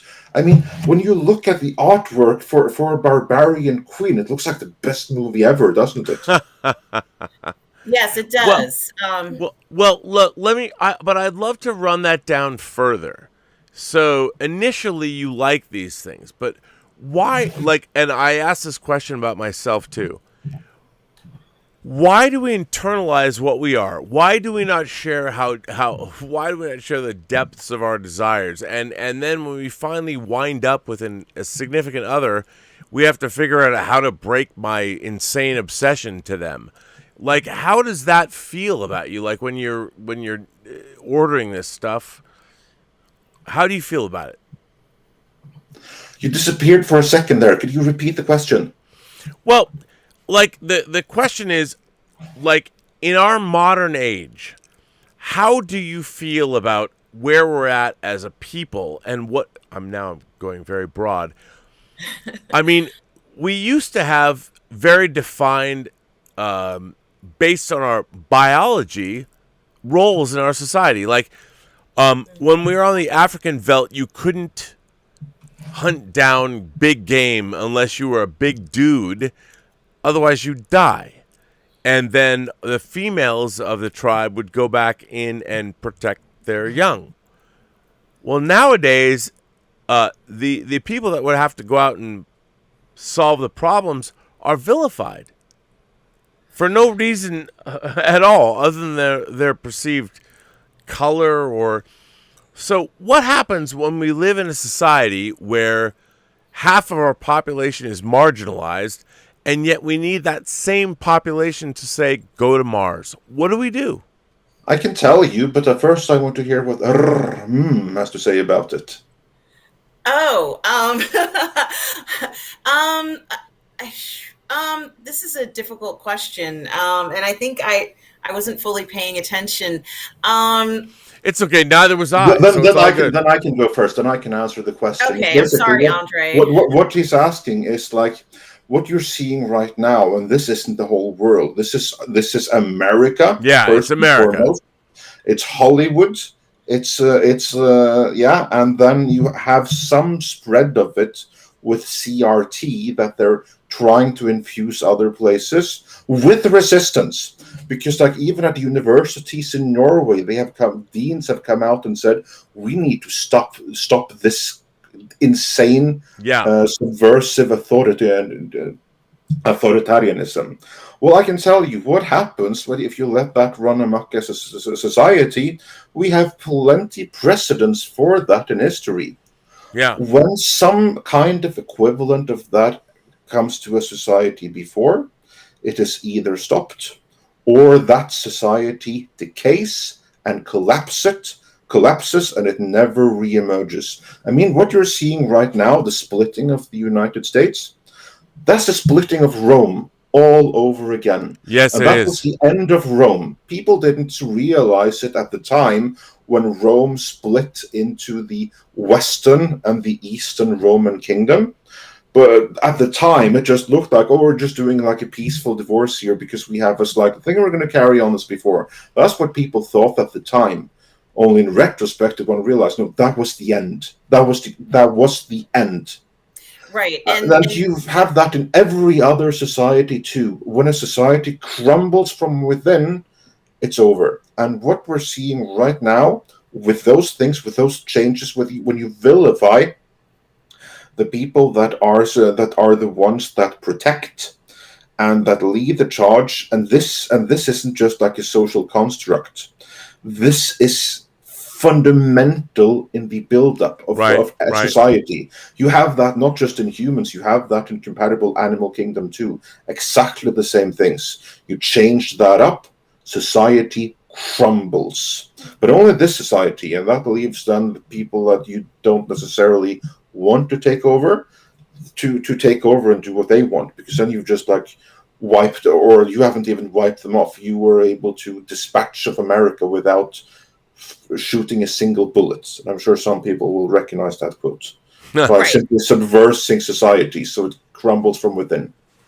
Yeah, and I think one of the most interesting parts about this, and you talked about vilification, Andre, is that there's quite a lot of that going around to an extreme extent. And I'm not going to say that it's solely a social media situation to blame it on. I think that what's happened is that we've lost the ability to have conversations with one another. And part of the reason why I love Raw Observations and I like Midnight's Edge is that even if we disagree, we can still have that conversation. And I actually like it when someone disagrees with me more than when they agree with me necessarily. Me too. Because when the person disagrees with you, you can at least learn something or hear something different. And it doesn't mean that you're ever going to agree with them. Like, it's okay not to agree. But when the conversation stops, when the person is so vilified, or the idea of even speaking to a person is so vilified that you can't even speak to them, that's when it creates trouble. And I think that this platform that we're on encourages that type of conversation with people. So it's quite a something that goes against the grain of what I think this platform has become when it becomes a tool for vilification. Yeah. Speaking of tool for vilification, Robert, you need to listen to some Rammstein and snap out of it. I do. I mean, my God, I'm waiting. I am waiting to listen to. My God, I need to hear some it is midnight metal after all. Well, I want to hear Rammstein. I'm waiting to Andre, snap out. A few years back, I had the pleasure of seeing Rammstein for the first time. Oh, really? Awesome. Yes, they were at this ballroom in New York on 34th Street, and they were fantastic. And Megadeth was also there with a bunch of death metal bands as well. And you were there. What a great show to be at! It was a great show. It was a great show. Sounds amazing. And what made it even better was that, because I remember in my youth, it was very hard to sort of get very close upstage if you didn't have tickets that were front row. And I, this particular place it's a general admission. So it's just like a big hallway, Sure. A big hall, and you get as close as you can. But towards the end of the night, I could get way up there, and I kind of was able to see Dave Mustaine. I was able to literally look in his eyes as he was playing. And I was like, this is a special night. Now, I happened to be with a date at the time, and my date did not appreciate that. Yeah, no, I didn't. I mean, wow. Come on, man. I said, just hold on one second. I said, no, you can wait here. I'm going to go up further towards the front. But that's the risk. That's the risk of going to a heavy metal concert. I mean, the men on the stage are better than your date by definition. There's nothing they can do. I went home with him, but it was still very funny, his reaction. I don't think he was expecting me to do that, but I was reliving a lot of the enjoyment that I had. To see these bands. It was really a great night, for me. So Yeah. But Oh, another bet it thing was that a great night for you. I'm not gonna pry. I don't want to pry. I mean, I don't kiss and tell, Robert. So I'm sorry, I can't share those. that was a intimate Brian Ferry details. song off her second album. Just saying. I mean, what? I love that you don't That's kiss for and tell. another type of show. Yeah, the Benedetta Robert. Appreciation Series. Paul Verhoeven's Lesbian Nun film. Let's just talk about it. Okay, no. Yeah, we have to get back into that. Well, yeah, I agree, Andre. And I think that looking at the progression of films that Verhoeven has done, he's continued to pique our interest through the years. Mm. None of those titles are disinteresting. None of them have bad performances. None of them are irrelevant for the time that they were made in. His science fiction approach he did Total Recall. His science fiction approach Great to movie. that was phenomenal. I remember going to the movies to see that with my brother. And of course Sharon Stone was in it. That was like a plus to the film. Like, she was great in science fiction, She so was. She was amazing. I mean, this was the casting of her, and that was, I felt very good. She had great chemistry with Schwarzenegger. There were so many elements in it that were great. And the idea of living on Mars, and I remember when she kind of says, there's one part where she had to go back to Mars, and she's like, and you know how much I hate this effing planet. And I'm like, yeah, like she just really created the world that we wanted to see for this. Agreed. No, I agree. Action-packed thing. Like, she was good in an action. I felt like it was maybe science fiction action film, and she was able to do that. And her talent came through in that. So I think it's very interesting to see how he is able to capture relevant feelings in the moment, whether it be the desire for exploration, or the need for an action film, or the need for in RoboCop. It was a very unique kind of film, and it had to have certain elements that made it believable for us. Yes. And it still resonates. It still feels very important. The idea of this character that we kind of fell in love with, and his story was as important as being in the suit. Well, I think the importance. There's a great lesson to be learned in RoboCop. The idea is that, okay, rather than worry about what RoboCop's plight is when Murphy gets gunned down, crucified by villains, and his body is taken to be reanimated, despite all of that, the story should always have been, first and foremost, what happens when you've died and someone brings you back from the dead and you're not a different person. You're now a zombie or whatever you are, and you need to come to grips with that. And yet, when you meet your former biological sister and she doesn't know who you are, and she's like, oh my God, I'm going to put these lights, help me, and you're attracted to her or whatever, because you don't remember you're dead. You're a dead human being. And it's a very, therein begins a lot of stories. And I feel that people forget that. Like, the idea of being undead, like the French series The Returned, and I love that. I love the idea of if you don't know you're dead, and suddenly the brain fog clears and you realize, oh my God, I'm alive. And what if you're alive in the middle of a siege and you realize, what do I do now? I mean, I want to live. It's a rough time. The world is hard. We cannot expect to have things easily given to us, can we? No, we can't. And Well, Andre, it would be easier if we could. But yeah, carry on. yeah, Andre, I did just want to ask in regards to the director's progression in his films and his ability to capture some really critical moments, blockbuster moments. A lot of these films were blockbusters, so it's not even like he had some that were. First of all, none of them are bad films. Right. Well, actually, there are many that will argue that Showgirls was a bad film. Mm-hmm. What? Although I personally disagree with that. Mm-hmm. As you should. Well, I have never understood. Well, actually, I think I can imagine what people have against it. But to me, Showgirls has never ever been a bad movie ever. If anything, it's been a misunderstood movie. But Paul Verhoeven doesn't make bad movies. Agreed. Well, now, Andre, why do you think it is misunderstood? What is it about that makes it misunderstood? I think that it touched on too many nerves, especially in Hollywood. I think that and when I'm talking about exploitative element here, I'm talking about, like, for instance, that many on the Hollywood casting couch and everything realized this thing right here. It's fine. It's about a different part of the entertainment industry, but still it comes a little bit too close to home. So we're Right. going to attack it before anyone thinks of attacking us or putting the spotlight on us. And we're going to use how he exploited this poor girl from Saved by the Bell and exposed her nude and everything like that, and up crotch shots and everything like that.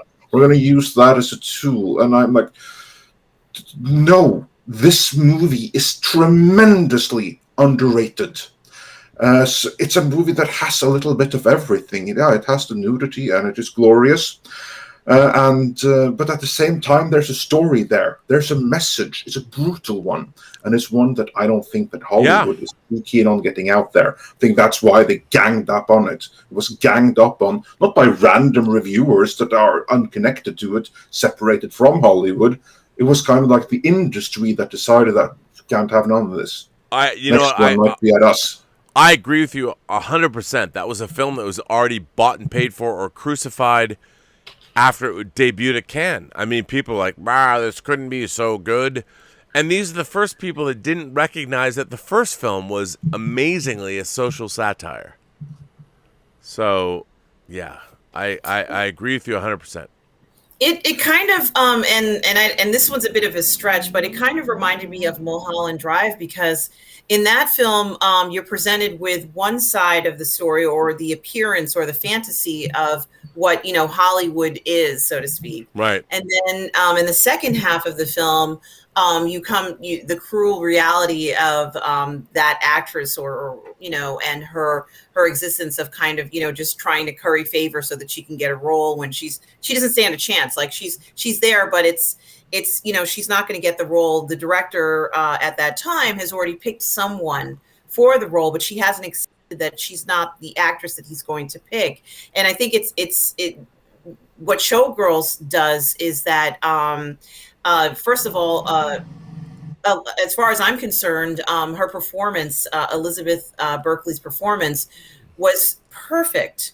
I would be convinced that she could be a showgirl in that scenario, whether it's Las Vegas or wherever, Dubai, wherever it could be on Earth, that you would have showgirls who are that beautiful and also that talented, and who every day kind of, give so much of themselves to these performances that people are flocking to. We want to see these performances. We love to see these women and men, in some cases, do these performances for us. And for a good part of the situation, they're taken for granted and given promises, and many of those things are broken.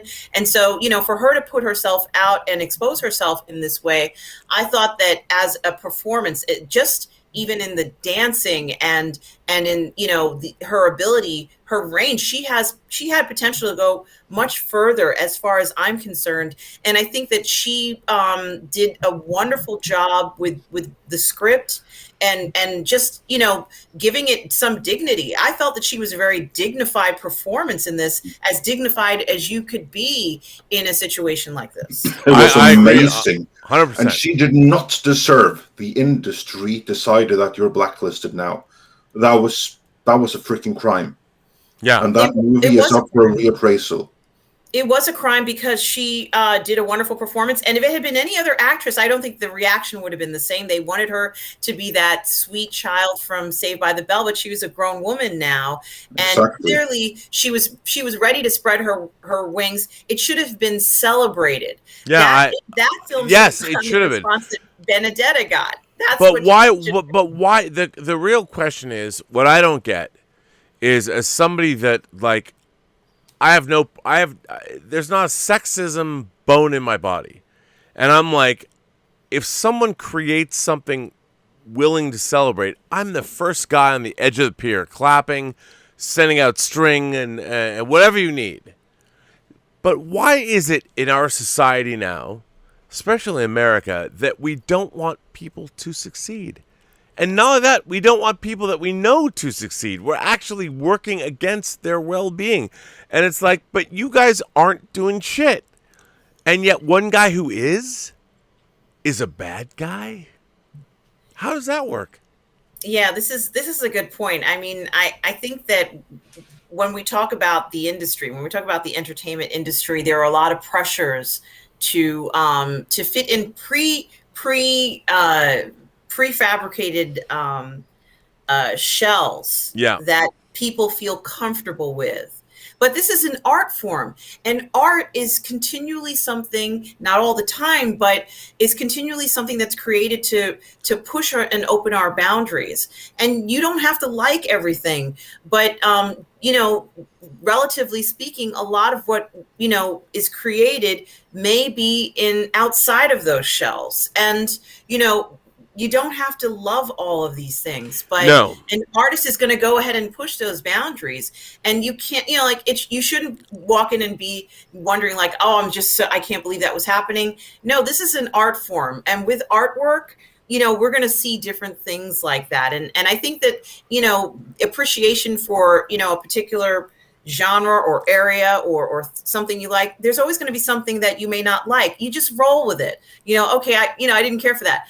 Something, do you know how many films I haven't cared for through the years and then later on have grown to appreciate? I think it's interesting that, your likes and dislikes can change through the years, but it's not really our role to sort of pounce on the artwork necessarily. No, agreed, but that was a very astute assessment. I mean, thank you for that. No, what you said is exactly correct. I mean, it's exactly what I feel too, and I feel. I'm sorry. Sorry, Robert. go ahead. Sorry, Andre. What is your opinion? I'm sorry, Robert. What is your opinion? Let's say from a more Eurocentric point of view. What was the question? Because I have like some. Is about looking at film, and there's a segment of the population that wants certain things to fail because they either don't like it or whatever the reason is. I wanted to know what your opinion was in regards to appreciating artwork for pushing boundaries and realizing that perhaps you may not like everything, but you just you go on with your day. Yeah, no, there's absolutely something of that, because it's very easy for a variety of reasons to kind of make up your mind in advance. And most of the times you're probably right. And you have this, in multiple ways. Like one example is, for instance, Showgirls. There, many people had decided in advance, we're going to pounce on this. And that's exactly what happened. And that it didn't matter what the movie did on its own, because it was already decided that we're going to pounce on this. Yep. And you have the same thing the other way as well. And that's what I mean. It can come from a variety of reasons. I think in the case of Showgirls, it was a political reason why many in the industry decided we're going to pounce on this. But then you have other things, like, for instance, Black Widow, a movie that was released only yesterday. And you have many in our circles that have basically decided in advance that the movie is not going to be any good. It's going to be a woke disaster. And it's a very good reason to have that opinion. But the movie itself may subvert expectations there. Because they're like, what was marketed isn't actually what's there on screen, for better and worse. Yeah. So there's absolutely something. And it also depends, I think, on the general mentality, like how much do you feel under attack? How much do you feel your values is under attack? All of that is going to come in. You kind of have like a certain worldview and an image of how things are, and you see everything in that frame. And then it's very easy to make up your mind in advance about something. I think that that's something you probably have more in the States right now, because you have been set up to be fighting against each other. You Right. don't have that so much outside. I But mean, Andre, I've been saying for years that the States... why is that? Why is it that Americans are pitted so against one another? Why is it that we are so divided amongst party lines when it comes down to the fact that, like, here's what I grew up in America believing that, like, if your car broke down, people would come out and help you fix your tire. And I actually had examples of that in my whole life. So why is it that you think from the outside that Americans have forgotten, like, it didn't matter what political affiliation you were at. If someone's tire was flat, you'd help them. Right. What changed? What's going on here? I don't know. And it freaks me out.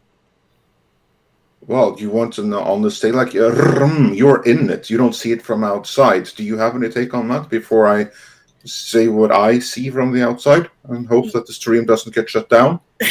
No, it won't. Yes. It won't. Yes. I think that a sense of community is disappearing. And, I remember growing up, and you would know who your neighbors were. Yeah. And you would periodically check on these neighbors, especially if they were elderly. You would go and make sure that, if you were going to the store, you would call them and say, I'm going to the supermarket. Is there anything you need from the store? There are these general concerns and cares that you had for people. And it was a network. So, no one was excluded from this. You knew everyone. And, even if you just looked at one neighbor or, one or two neighbors around you, those neighbors would also continue to do the same. And so, everybody was covered. And, the idea that you had a responsibility to do this, and that was part of being part of your community, was important. And, also the responsibility of helping others, was really very important. You always had to think about if someone, had a flat tire, like you mentioned, Robert, or, you could see someone who's carrying a lot of groceries or something, you would just go ahead and help. And now I think that people are fearful to do these things. I'm not quite sure why they're fearful. It should just be, a natural thing. It shouldn't be something that anybody should hesitate on. But Robert, are there super chats that Sonny Dominguez? I think Sonny Dominguez has a super chat. He mentioned. Oh, there are many we haven't got to sorry, yet. Andre. There are many super chats that people haven't got to yet, or that we haven't got to yet. Would you like me to get into those? That's Sure. entirely up to you. You're Yes, the host. please. Well, Yes, why don't we? I mean, I think that I can teach you, baby. Sends in a tip and says, you always tell us how you want to make movies, but can't because you're a cis white male who is Jewish. Wait, hang on. I don't always say that. I just point that out as I have a movie I made about a cis white male Jewish man that just was nominated for 6 awards at the Madrid Film Festival. Okay, rephrase that for today. You are a sexually adventurous, middle-aged person of Middle Eastern heritage. That's your angle to get in the system now. Well, here's what I find. By the way, you might be right about that. But here's the thing. Here's what I would say. Why does my origin even matter? If I'm telling a story, the story should be good.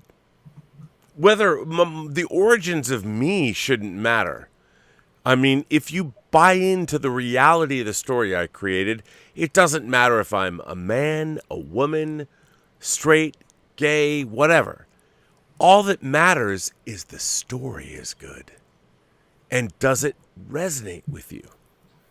And what I feel is problematic is that stories themselves are being subverted.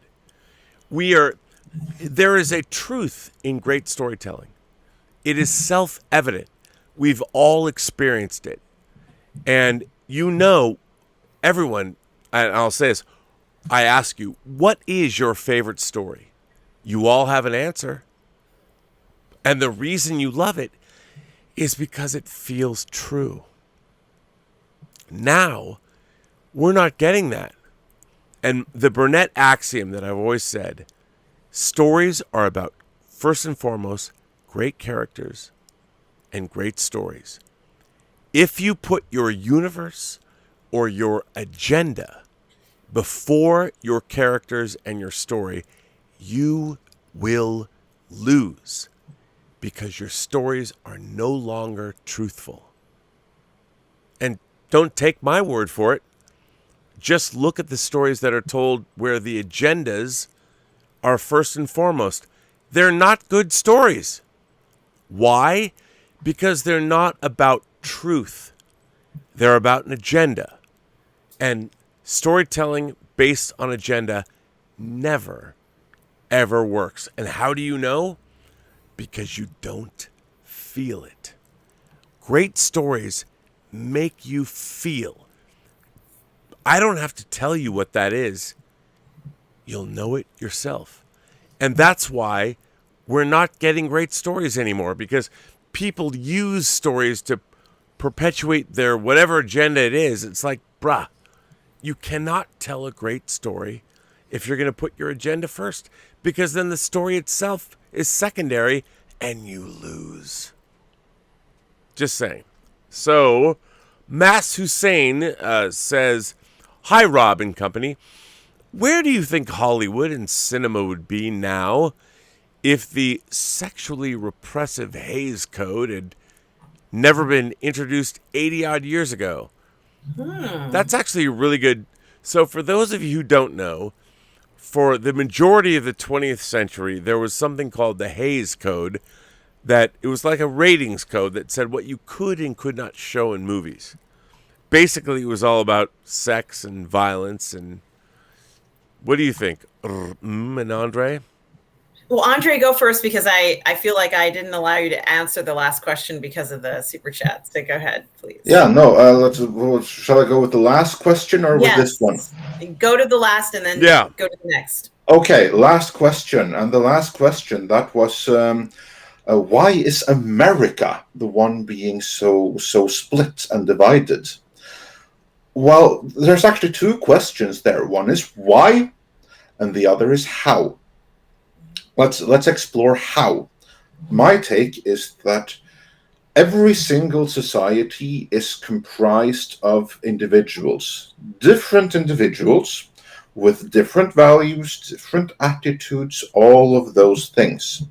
But we have to fundamentally be in agreement about something in order to work as a society.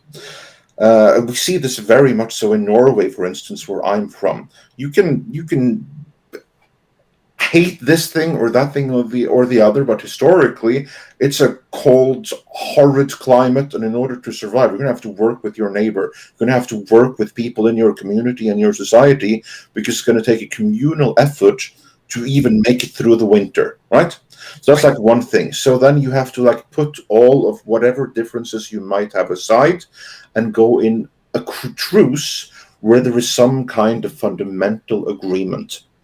And you have had that in every society. There has to be like some things that unite you, that so that you can work together despite whatever differences there may be. And nowhere was this more true than America, because America is a fairly new state. It is comprised by many different cultures going together in a melting pot. And how did that work? Because if you look at history, if you look at science, mixing populations is a recipe for disaster. I mean, you have like this thing that diversity is our strength. There's actually no evidence to support that, none whatsoever. The only reason that that can work is if you have something jointly to unify, so that there's a bigger thing unifying that you can focus on, rather than all of the other things that would otherwise tear you apart. If you have a multi-religious community, then that's fundamental disagreement right there. So there has to be something else to divide everyone. And what we always learned in school in Norway is that America is united by everyone being American first. And then they are Irish or Norwegian or Pakistani or whatever else second. And they're also Christian or Muslims or Jews, whatever, also second. But first and foremost, they're American, and then they're part of that city or whatever. That's the unifying thing. Unified in being American and what it means to be American, with some fundamental values there. What I see has happened recently in the last 2 decades, but especially the last decade, and certainly the last four years, is a chipping away at what it means to be American, a chipping away of everything that unites. Let me ask you this: from looking at our country from outside, why do you think it's been happening? Honestly, yeah. I think it's happening to make you implode, to make the way for other more nefarious people, because America is what allows the entirety of the Western world to prosper. It's what allows freedom and democracy and all of those things to prosper. Take away America, then you have nothing preventing China from taking over all of Asia, and you have nothing from the USSR re-emerging in Europe. Mm-hmm. You also have, and that's just two. You have plenty other divisions within each European country that would love for nothing more than to make the EU a new totalitarian thing. And the one stopping that is America. Get America, and you are free to take over everything else. But I would ask you this in as an addendum. I mean, America is, and I learned this working overseas with people that admired America, because the one thing that I think we had that no one else had, Americans are like, if someone comes up to you on the street or your neighbor and says, I've decided I want to build a rocket ship and go to the moon. I'm going to build it in my front yard. Can I count on your help? I would be like, yes, absolutely. And I think that's what America's strength is, to not say no. To not say, look, why do you want to do that? I mean, no. We could sit here and drink cigarettes and have coffee. You don't have to. And you'd be like, no, bro, I'm going to the stars. Why do you want to do that? I mean, I think Americans are what we're best at is exporting people's dreams. Exactly, and that is the American dream. Yeah, it's just that, it's dream. But what is happening? It's the American dream being chipped away. You even have it in Marvel Comics right now, like released just like this week or last week. Mm-hmm. Captain America saying that the American dream is just a lie. If anything, it's an American nightmare. Yeah, I mean, those comics are so infantilized too. They're like for 6-year-olds. I mean, it's unbelievable. It's easy. Yeah, but it's worse because they're for 6-year-olds and they're brainwashing 6-year-olds. Yeah, no, you're right. What I find horrible is those are bad stories. Oh yeah. I mean, and to me, they're bad stories. Whether they're in the context of your display cases or whatever, or they're just like, you go to the comic book store and pick up the latest issue, they're bad stories. And at the end of the day, you're like, these are not good stories. And like, the idea that Captain America is subverting America is so the antithesis of what Captain America should be. And that's after it turned out that he was, a nasty person from Germany in the 40s all along. Yeah, that's what I mean.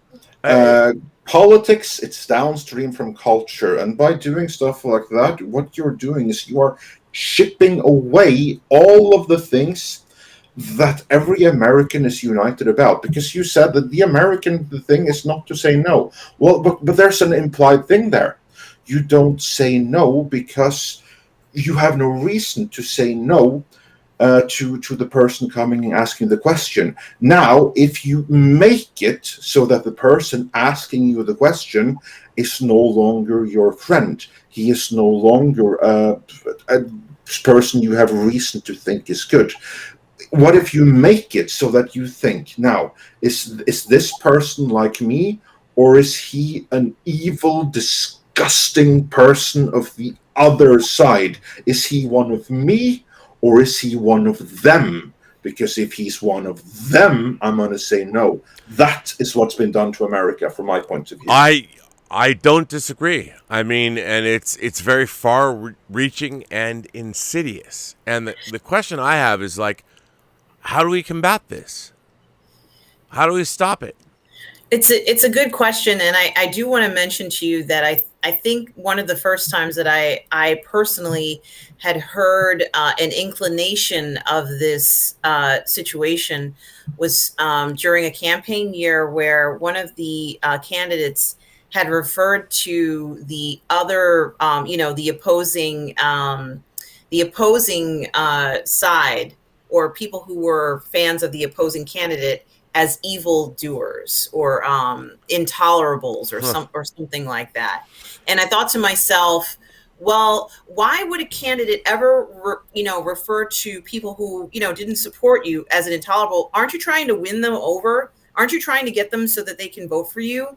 If you go ahead and describe them as intolerables or indesirables or whatever kind of verbiage that you're using, they're never going to vote for you. Like, isn't that the wrong move? Oh, but it's worse than that. It's worse than that because it's two things. One is that you're not only assuring that they will never vote for you. The other is that you are telling your own base that those people, they are others. They are deplorables. You are better. It was deplorables was the word. I didn't want to use it because it kind of is a giveaway. But you have the exact same thing in within Hollywood. I mean, just like, for instance, look at what was done during the marketing of Terminator: Dark Fate, when you had director Tim Miller come out and say that she is everyone is going to love her unless you are not an enlightened person. Right.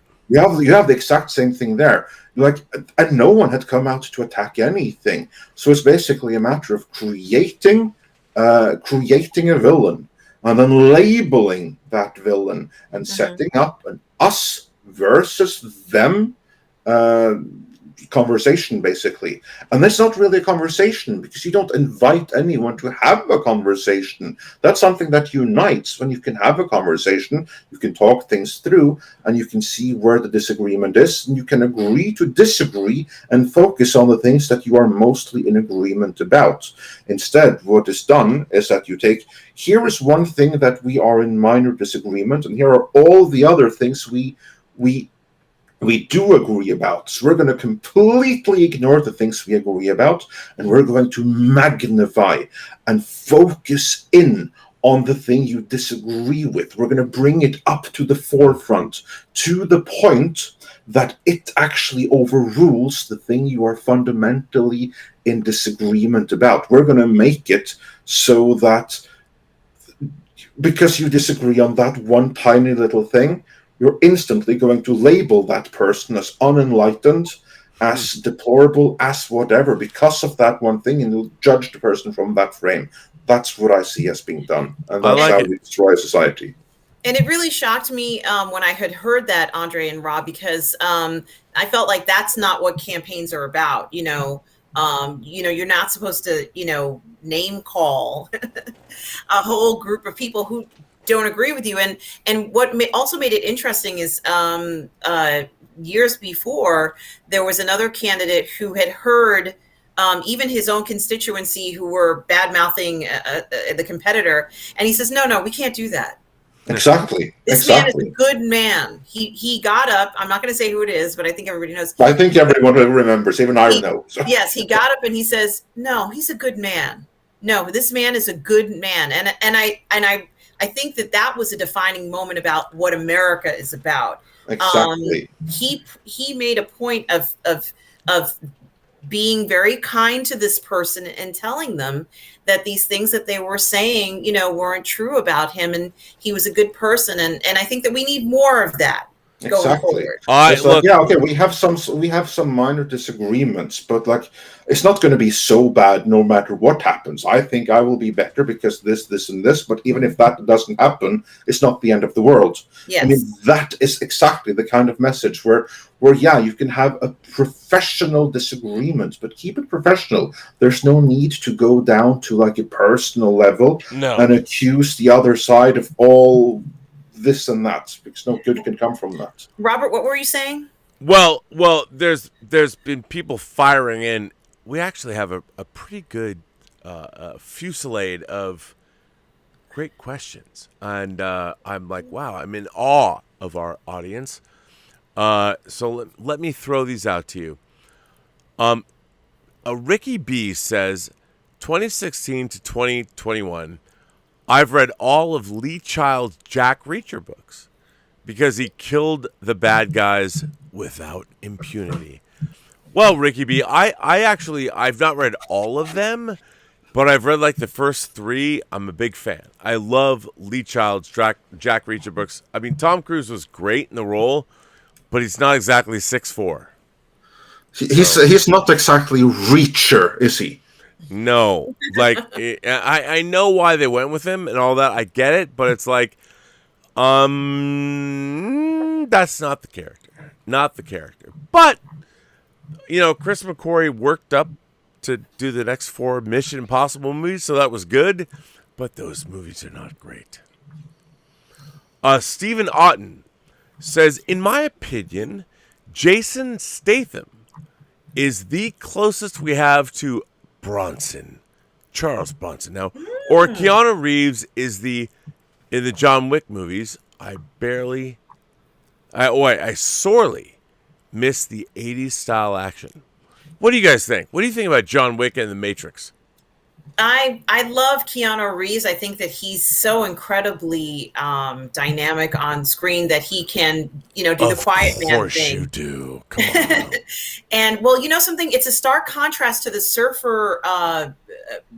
He was in one film with River Phoenix. Not River. Hey man, I wipe my hands of this line of reasoning. I leave it up to you.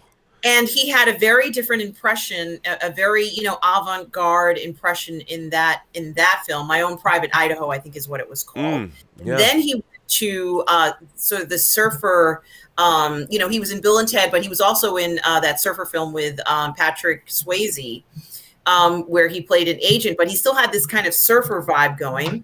And then he gets into action films. I remember him in, was it Speed? Was that one of the ones? Yes. Yeah. That's a great freaking movie, isn't it? I love that movie. So good. Yeah. But that was actually the first movie I actually ever bought. At the time when I didn't know that it was possible to buy movies. Wow. Speed, first movie I ever bought a copy of on VHS. And it just came out on Blu-ray last week. Well, Keanu Reeves seems to take on roles and take them very seriously. And even when he doesn't speak, as sort of the memes where he's sitting at a bench and the sad, he's able to evoke emotion, and he's just an incredible actor. So, my cousin who lives in the United Kingdom came over to the United States, and he said he wanted to see this movie called The Matrix. I knew nothing about it. And we went into Manhattan. That's where it was playing. We went into the movie theater, and my jaw dropped when I saw this film. Yep. And Keanu Reeves was so cool, and he felt like the average guy, this good-looking young guy with his future ahead of him in the film, and to have your whole world turned upside down, to be able to intimate that it's not easy in that type of genre, especially when you have so many sort of sparkly things going on. When I say sparkly, people not like Twilight. Yes, Carrie Ann Moss and Lawrence Fishburne kind of, not necessarily showing them up, but giving very strong performances. It's not easy to go ahead and say, well, I'm the star, I'm the main character against two very strong leads like that. Oh yeah. But he managed to do it. So, I think that Keanu Reeves is a man of many talents. He is able to command a film and keep your interest in it. And he kicks butt. He's just really an incredible actor. And we've been lucky. Like the films he's been doing have been fun, and they've been, making you excited. And he's just really fantastic. So I agree, Stephen Otten, with that comment about him. I also like Keanu Reeves, and I just have to share my story of seeing The Matrix, because I think there's something cool about it, because where I saw it. Man, it's awesome. Where did you see it, Andre? I saw it in the city that you probably know as New Asgard. Because you remember in Avengers and Endgame, after the end of Asgard in Thor Ragnarok, yes, they the Asgardians had relocated to Earth, to New Asgard. And New Asgard, as you saw in the movie, that was on top of an existing city. That existing city being Tønsberg, Norway. Oh my God! And that's the same city where like the Infinity Stone was hidden way back in Captain America: The First Avenger. That's the city where I saw in a drawer. The They're Matrix. in a drawer. Wow, that's anyway, amazing. And the cool thing is, the reason I saw it there is because that's like a very much of a summer town. Many people have like their summer residence there. And Rob, if you don't wake up, I'm going to play some Rammstein here. I'm awake, dude. I'm awake. Don't worry.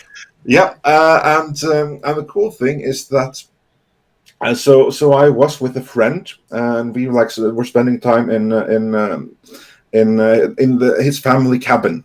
Yes. And that was like a good hour's walk away from the Tønsberg city center. Wow. Where we caught the midnight screening. So what we did is that first we took the bus into town, which was fine. But then afterwards, to get back to the cottage, that was like at 2:00 in the morning. So there was no bus. So we walked the full hour, and most of this is were you guys scared? Was the that's what I'm getting to, because this isn't walking in the city. This is walking through the Norwegian wilderness, walking through the woods. God. After a movie where, by the way, that's got to be fucking metal, dude. That's got to be fucking metal. Come on. What we were like, we had no idea what the movie was about, what we were walking into, so we were completely messed up by the movie, as most people are first time watching it. And my friend, he was more messed up than me. So I was like telling him about, oh, look over there, I think that's Troll. Oh, listen over there, I think that's like a fucking guy with a chainsaw. Because maybe there's a wolf over there. Maybe there's a freaking bear. Wow. We're in the middle of the freaking woods here, okay? So I get this because I freak him out. And the unfortunate fact, I freaked myself out too. So that's quite the freaking walk back from seeing The Matrix. I remember like that walk back through the woods more than I remember the movie. I love that you went from like this urban dystopian nightmare to the wilderness. I love that, because there is no wilderness in The Matrix. It's all about urban terror. But then we come out and we apply our culture, and that's the terror of the wilderness. Well, I'll never forget in The Matrix the scene where and it's not that I wasn't buying into the idea of the film, but it did take me a while to absorb the concept, because I went in cold. I didn't know what this film was about, but my cousin knew everything about it, and he also knew that the film wouldn't come out in the UK for a while. So he happened to be in the United States, and he was like, "We got to go see the film." And I remember the part where Neo, where the helicopter's going down, and I think Carrie Ann Moss is in the helicopter. Yeah. They're rescuing her. And he wraps his arm around the cord to pull it back. And I just was like, my jaw dropped. Like, I'll never forget. That was like one of those movie magic moments that I very rarely still have. I'm still remember that moment so vividly, because I was like, what is he doing? Like, Yeah. and Well, of course, I'm that scene, the helicopter attack to rescue Morpheus, is one of the great cinematic scenes in all of movie history. I mean, yeah, and it's insane. The effects work, everything that was involved in it, and realizing that sequence is amazing. it was Amazing. amazing. And I remember my father also saw the film at some point with my brother, because they would like go to the movies, and I've already spoken Yeah. about their situation with going to the movies, but which is fine. Like, they go out to the movies to do whatever. But I asked my dad, I said, I wonder how they did it. And my father very calmly explained to me how they did all the shots. And I'm like, how on earth did he know this? But of course, as so many years of watching film, he knows. But why does he have to destroy your joy? Come on now. He Why? didn't destroy my joy, because if you guys remember, after they made The Matrix, there was a lot of focus on the way they filmed the movie. That was like, there was so much buzz about it, and Right. how they had placed the cameras and did, sort of like place the cameras in a circle or something. And I thought to myself, I'm like, well, why did they do this? And my father's like, well, this is probably the best way they could have done it. And you go into this explanation, I'm like, oh, okay.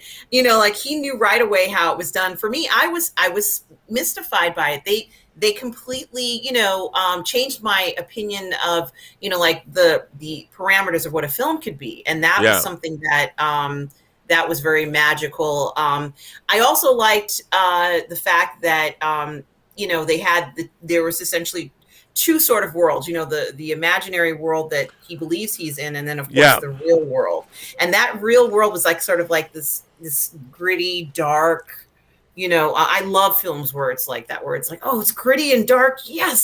So it looked like, your regular ordinary day, going to work, coming back, but it was actually, you're in a gritty, dark, you're being used. It's, it was just really cool. You're in the system now. Yes. I feel like I've gone on a little too much about that, but Andre, in regards to films that give us that feeling, that excitement, I feel like Benedetta is doing it, but are there any other films that you are looking forward to? Because there was one film that I felt that way about, and it's Last Night in Soho, I think is what it's called. Yeah, oh, you saw that already? I haven't seen it. No, I only saw the trailer. Oh my God, I can't wait to see that. That's Edgar Wright's new movie.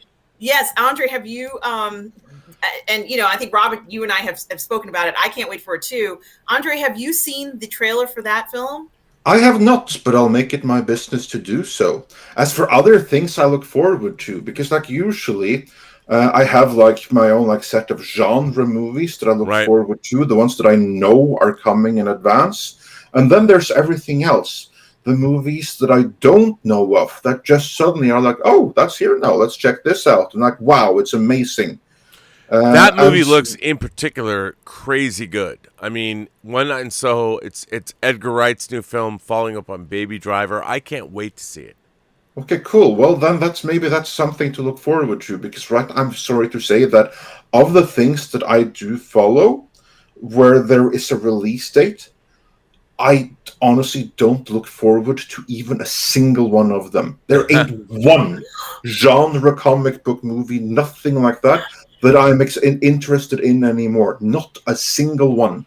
Well, with the exception of Venom. I look slightly forward to Venom. But I can understand that, though. But all I hope for is that there's going to be a ton of things that I'm not aware of that come and surprise me, because there's nothing that I look forward to, really, other than Dune. So yeah, there's Dune and there's Venom, and that's it. By the way, Stephen Otten sends in a super chat and says, in my opinion, Jason Statham is the closest we have to Bronson now, or Keanu Reeves in the John Wick movies. I sorely miss 80s style action. I read that before. Yeah, but I want to bring up the fact, I think that what's important about this is 80s style action. What does that mean? And when I've been thinking about this since I read this the first time, I'm like, what does 80s style action mean? And here's the thing. I love The Matrix, which came out in 1999. And to me, when I think 80s style action, I can't help it. I go back to Cannon movies like Chuck Norris, Invasion USA, or Good Guys Wear Black, or The Octagon, or American Ninja with Steve James and Michael Dudikoff, and a Commando, big budget movies, like or sort of. So 80s action to me, I hate to say it, but there's not a lot of verisimilitude. And there's a reason, like, I love that we move away from cartoon action. I don't like cartoon action. I don't like dun dun dun dun dun dun dun dun dun dun dun. Here's a saw blade. Let me put it in your face. I don't like that. I want, verisimilitude. And how does that get created now? Are people still into that? Do they want heightened reality? What do people want from action? Because I don't know. I think different people want different things. I don't think there's one thing, because evidently there is some pent-up demand for it. I mean, why do you think that nobody turned out as popular, let alone John Wick? And if anything, John Wick kind of represents a return to 80s style action, only with a modern spin on it.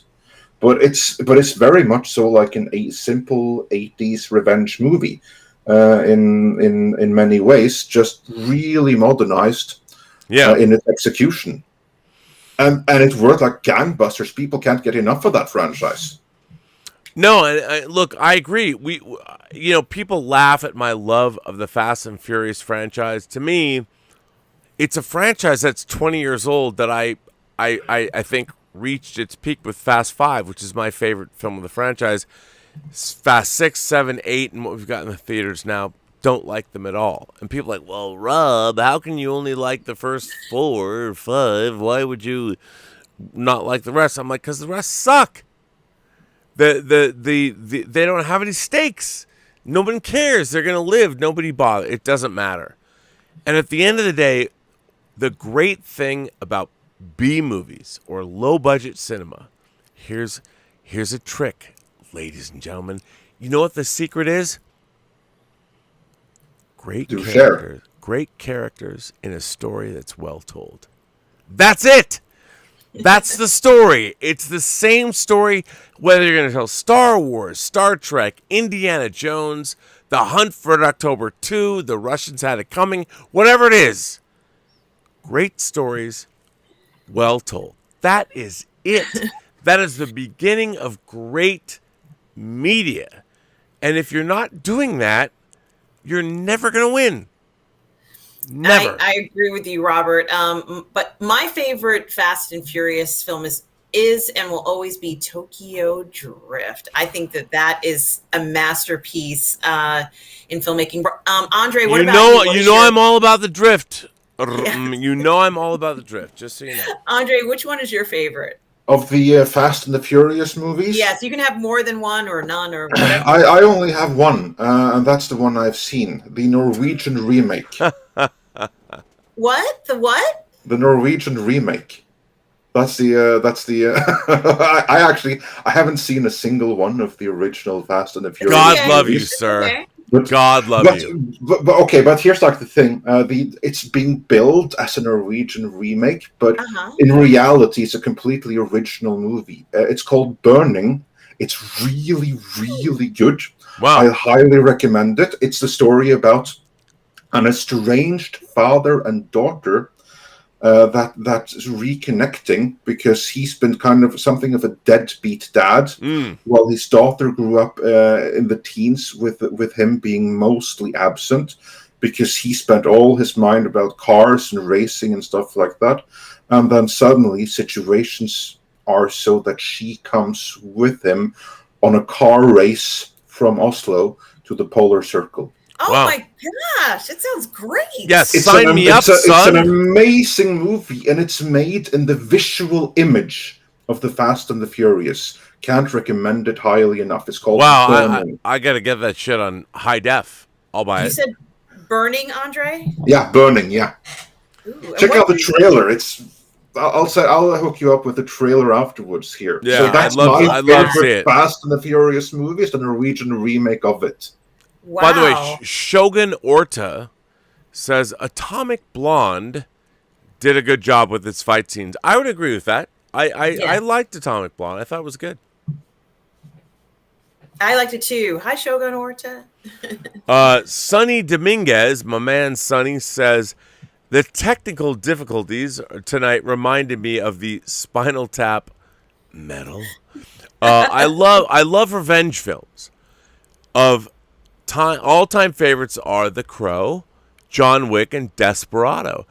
Taylor Sheridan is the current master of building scenes where you cheer that the bad guys get their much-deserved death. Sonny, everything you said there was true. I agree with that. I will say this.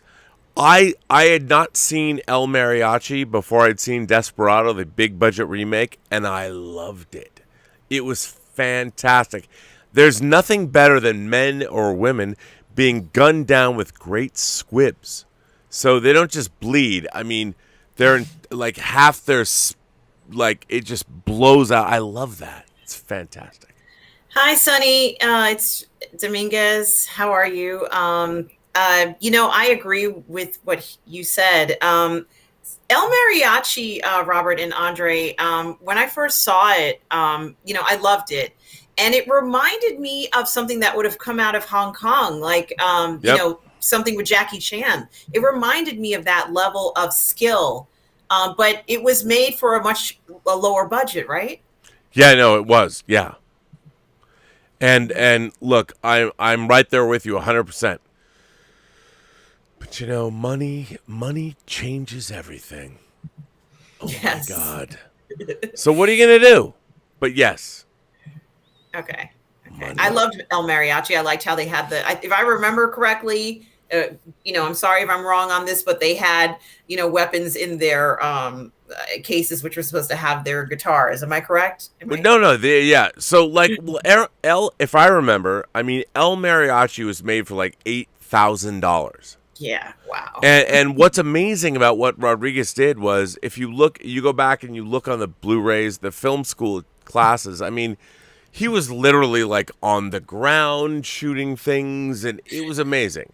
Now, Desperado was, after he became famous, he got studio money, but not that much studio money. Mm-hmm. And if you didn't know it, it really is a sequel to Desperado is a sequel to El Mariachi, because he comes back. He comes back in the film, and I love that shit. But correct me if I'm wrong. El Mariachi had unknown actors in it, and Desperado had Selma Hayek. Yes. Yeah.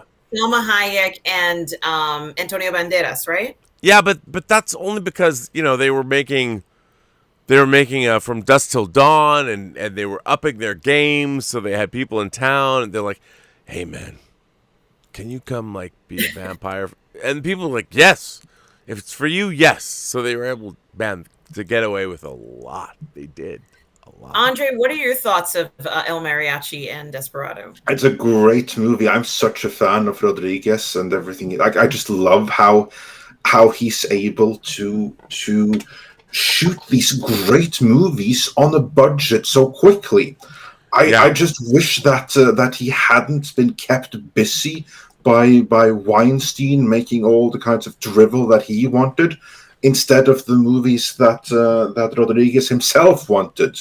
And I so regret that he never got to do his John Carter of Mars movie. Can you imagine how good that would have been if he had done that? Or even if he had gotten to do his Fire and Ice remake, the remake of the animated Sword and Sorcery Fire and Ice from 1983. He was going to do a live action remake of that. And how amazing would that be? Yeah, exactly. So that's the thing, that I just wish that he hadn't been kept busy making movies that are not the movies that we talk about today. It's not the mariachis that got in the way of that. Yeah. Yeah, and I'm also glad that going from Desperado, which is obviously has a specific cultural importance, as far as I'm concerned, and when he was able to make Desperado, it still had that cultural importance. And I'm glad the studio didn't say, "Hey, can we make this?" Rather than it be in that culture, more of American culture. I'm so glad they didn't do that to him, because a lot of times I've seen them where when they get a green light for a studio or funding, they want to change, where it's made or some certain elements, and it needed to have that edginess that I think that El Mariachi had translated Totally into agree. Desperado. Totally agree. By the way, Darth Plato says, you're right about men and women not being equal in physical terms. Differences with men, too. Firearms change that. This gives me a movie idea for you, Rob. Christian Davies was an Irish woman who fought in the English army in the guise of a man. Well, obviously that's a great story, but at the end of the day, I mean, I am a person that believes in all kinds of gender, and my LGBTQ brothers and sisters, or wait, pardon me, can I say that? My LGBTQ non-binary folk. And here's what I think. I do think people are born that way. They're anomalous. There's perfectly great evidentiary information that that's true. And what I don't get is, why are people trying to bend our society to not be what it actually is? Like, you can call yourself whatever you want. I'm fine with that. But when we're making it the law of the land, you're changing, why does it have to be that way? Why not fight for what you are, as opposed to fighting for what an old school language is? Make up a new word. Change something. Make it your own. Anyway, that's what I think. Yeah. So thank you for writing in. But by the way, also we have Stubble McShave, all the way from Sweden. By the way, hi Stubble. Hi Darth Plato. For those of you who don't know, Stubble is the biggest. I mean, say it with me now. Wheel of Time fan, right?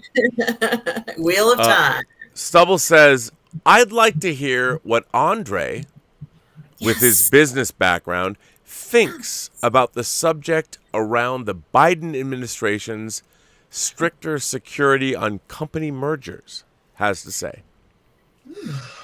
I'm not too familiar with his suggestions. Can someone give me a brief summary of it? I haven't paid attention to that. It seems to be that they want to introduce a bill that will review mergers, corporate mergers, including entertainment corporate mergers, under more scrutiny. To what end? Because, one thing is to review, but to being able to ultimately block them if needed. Yeah, like Amazon. Under what circumstances would they be blocked? They're worried something like Amazon or these larger tech companies are too intertwined with the fabric of American culture. And I agree completely with that. I do too. Yeah, so again, it depends, and I haven't read the detailed nature of that bill, but I am all in favor of something that will review and possibly block certain mergers from happening. Absolutely. Yep. I'm in full agreement of it as a general principle. I will not say anything specific about this bill because I don't know the details of it. Right. Very easy. You can have a bill that looks great on paper, but in reality it's horrendous. If this is a good thing, or if it is one of those things that only looks good, I cannot say. But in principle, all in favor of carefully reviewing giant mergers, and even the huge corporations that already are. Some of them obviously are too big. Some of them maybe should be forcibly split up into other entities. Yeah, well, Darth Plato goes on to say, what's wrong? It's an unholy fusion of postmodernist and Marxist thought that has permeated. Wait, it just changed. Hang on, it was so great. Has permeated the academy. There are wicked people at work. I don't necessarily think like I if there's a global conspiracy, sign me up. I'd love to work for an organization that's just that organized, or using for technological reasons that they can figure out. Like if I, like I don't know, do something in my garage regarding tech, they can extrapolate what I'm going to do in 20 years, and in 20 years they'll send me back something in time that says, "Hey man, in 20 years on this date, you actually zigged when you should have zagged, and suddenly." You're now the most important person in the history of computers. I'm like, great. That's fantastic. That's not right, but hey, it sounds good. It sounds good, provided you are the one that gets to be there 25 years from now, sending yourself the message. I know. Do this. Yeah. A question is, what if it's someone else? What if it's someone that doesn't wish you as well, that would rather see that thing that should have been yours? Let's give that to someone we like. And Yeah, we'll that sucks. We'll send him to SAG. Way to harsh my mellow, Andre. Now I'm going to die on the surface of the moon in the regolith. I'm like, some dumbass came by and said, "Give me your rebreather." I'll be like Arnold in Total Recall. My eyes will be like bulging out, and they'll come out. And that's the end of me. So much for All Mankind season 3.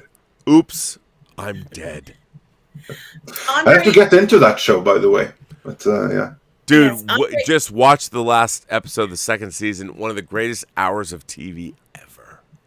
Cool. You were saying? Yes, I did want to ask. One of the persons who sent a super chat, Stubble McShave, is a big fan of, as Robert and I mentioned, The Wheel of Time, and I did want to know whether or not you were familiar with that fantasy series. I know it's from Robert Jordan. I know the gist of the story, but I only have a layman's... Like, if you read the Wikipedia entry, you know as much as me. I've never read the stories itself. Okay. By the way, don't say that. Just pretend. Just say that The Wheel of Time is the greatest book series I've ever read in my entire life. I don't know anything that could be possibly better. I have no idea why my father, my mother, my aunts, my uncles, they just showered me with the... Oh, wait. No, they didn't. But don't tell Stubble McShave that that's not true. No. Because, my God. I'm just Okay. I will tell him this then. I will tell him this. Enjoy your books. Be very grateful for those books and hold onto them tight. Yes. As the Amazon adaptation rolls out, you want to hold those books tight when that happens. That's what I was curious about. Oh my God, Andre, can you be my father? That was amazing. That was so amazing. Thank you for that, sir. Yeah, no, absolutely. So yeah, you want to hold those books really, really tight when the Amazon adaptation comes, and you want to remember that books are still here. Still have the books. Oh, hold on to those books. So good.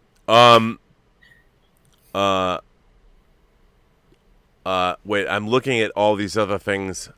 Stubble McShave says the Val Kilmer documentary looks interesting. The documentary seems to have feature videos that he shot with his own camera. It shows himself and the other actors in their off time while filming movies. Do you know if Tom Cruise and the others had to give their okay? Well, to be honest, Stubble, I don't know, but I will tell you this.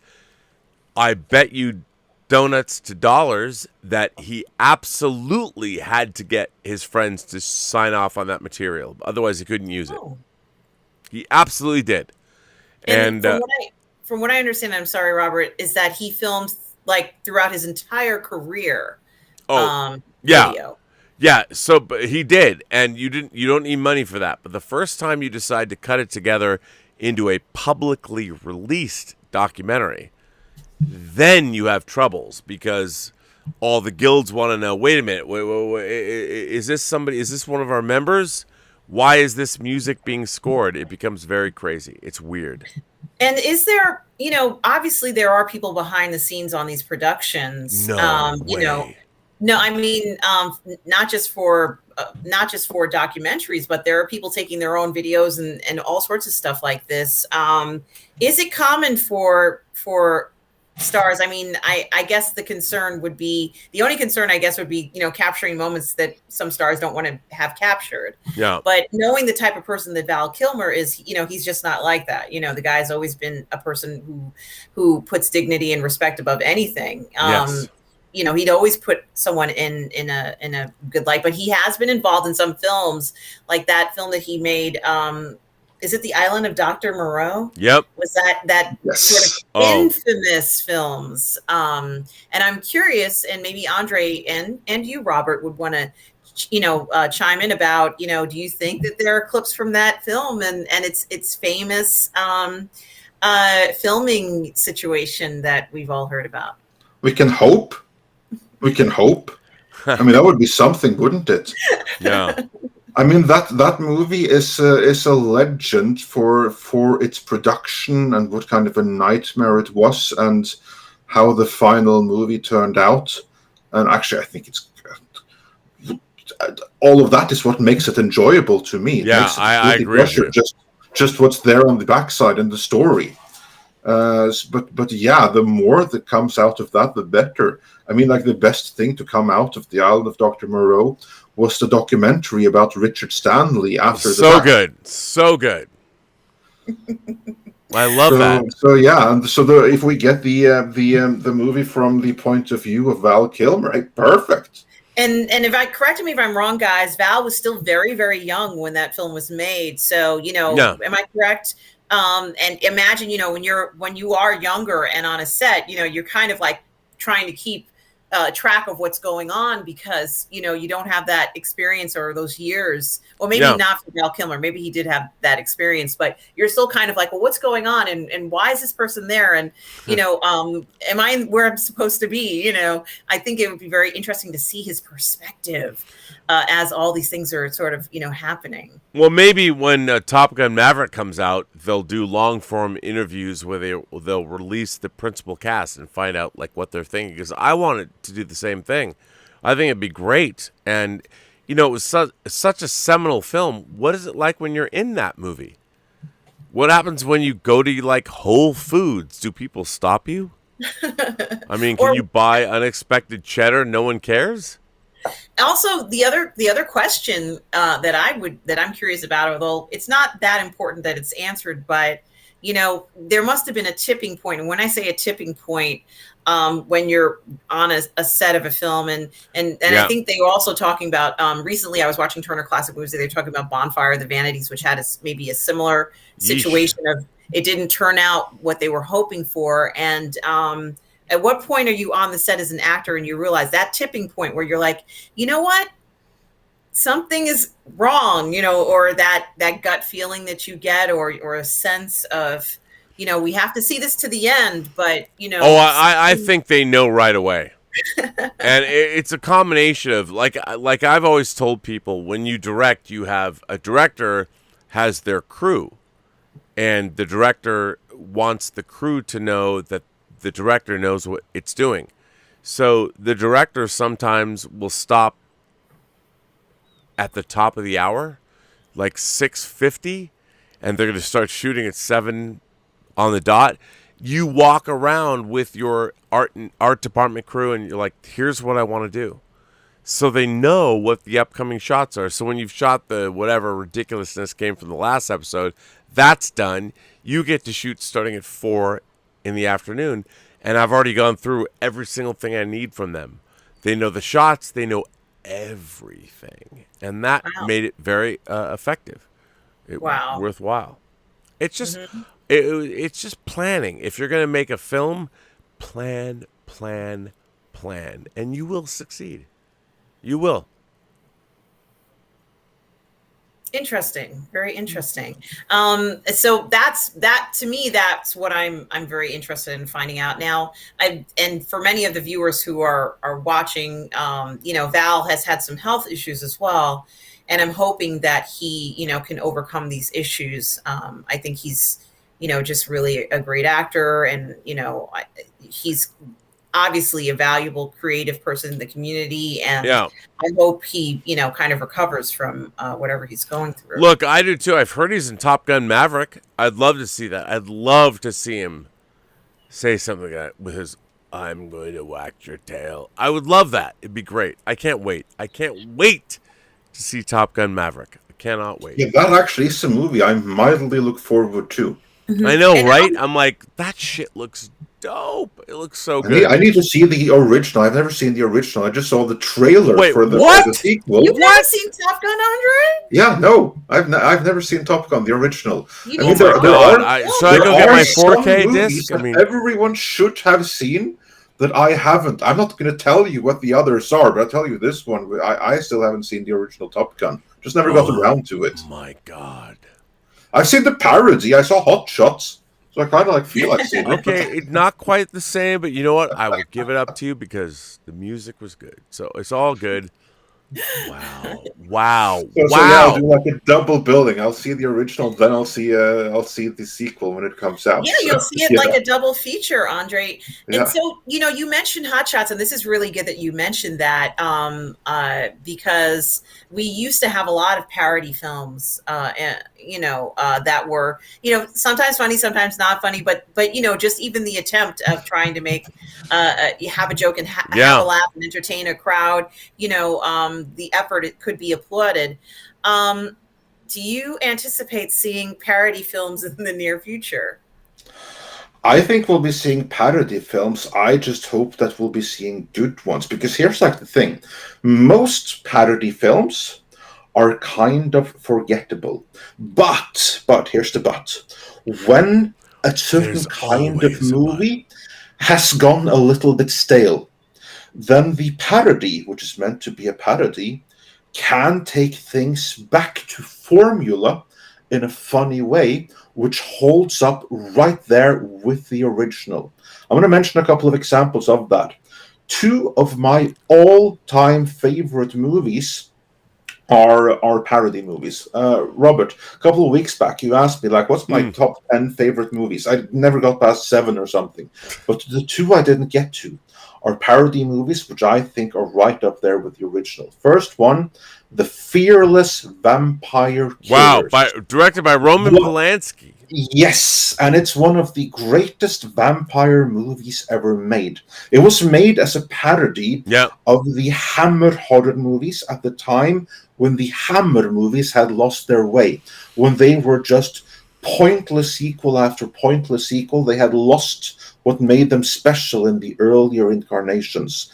The parody brought it right back to that. Oh yeah. Same thing with Spaceballs, another huge favorite of mine. Yes. Look, I didn't grow up with Star Wars. I didn't see Star Wars until many years after I saw Spaceballs. So Spaceballs is my Star Wars. and the funny I thing love is hearing that. Right up there. Yeah. And then, of course, more recently, you have the Orville. It does what Star Trek did in a funny way. And that today is the true heir to Star Trek, not what passes for Star Trek from Secret Hideout. I agree 100%, my dude. So some parodies, they really lift everything and they stand proudly alongside the best of what they're a parody of. I hope we'll be getting parodies like that. I fear that it's going to be a while because of the environment in Hollywood right now. I think, just looking from the outside, is not conducive to that kind of parody, because that requires to have some kind of atmosphere where you have the room to be able to make some commentary and stick the finger in a place and get away with it. I agree wholeheartedly. I don't think we have 100%. that now. Yeah. So I think it's going to be, I think something drastic has to change before we can get that again. Mm-hmm. Mm-hmm. Yeah. So let me ask you this. Ash Chowan says 80s style action is shooting a bullet at a car and the car explodes, throwing a grenade at a building's facade, and the building explodes from the inside, and the hero, who says a pre-calculated catchphrase for the film, gets shot 5 times and kills the villain.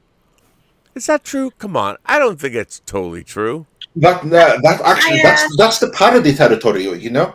That's the parody of the 80s action.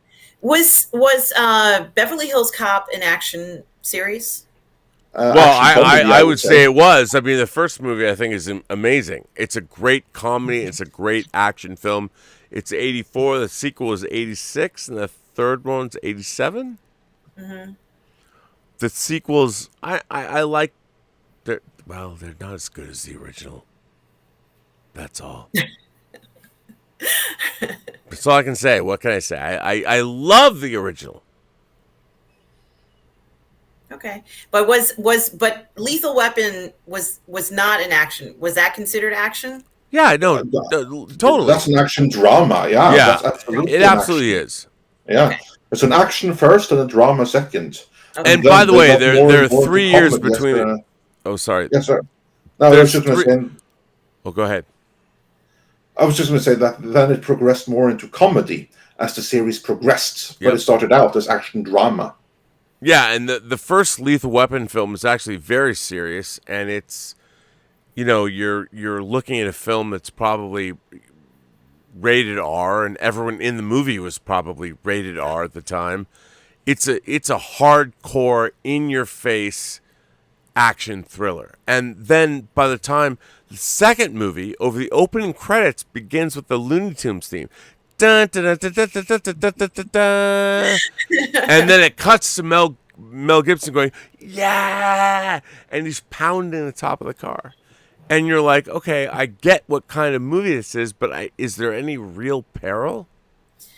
Well, there Danger? was one scene in Lethal Weapon in the series, and I don't know which Lethal Weapon it was. I've seen them all, but it's been a while, where he's known for having to push his elbow out of the socket, I guess, like dislocate his shoulder to get out of these situations a lot. And Yep.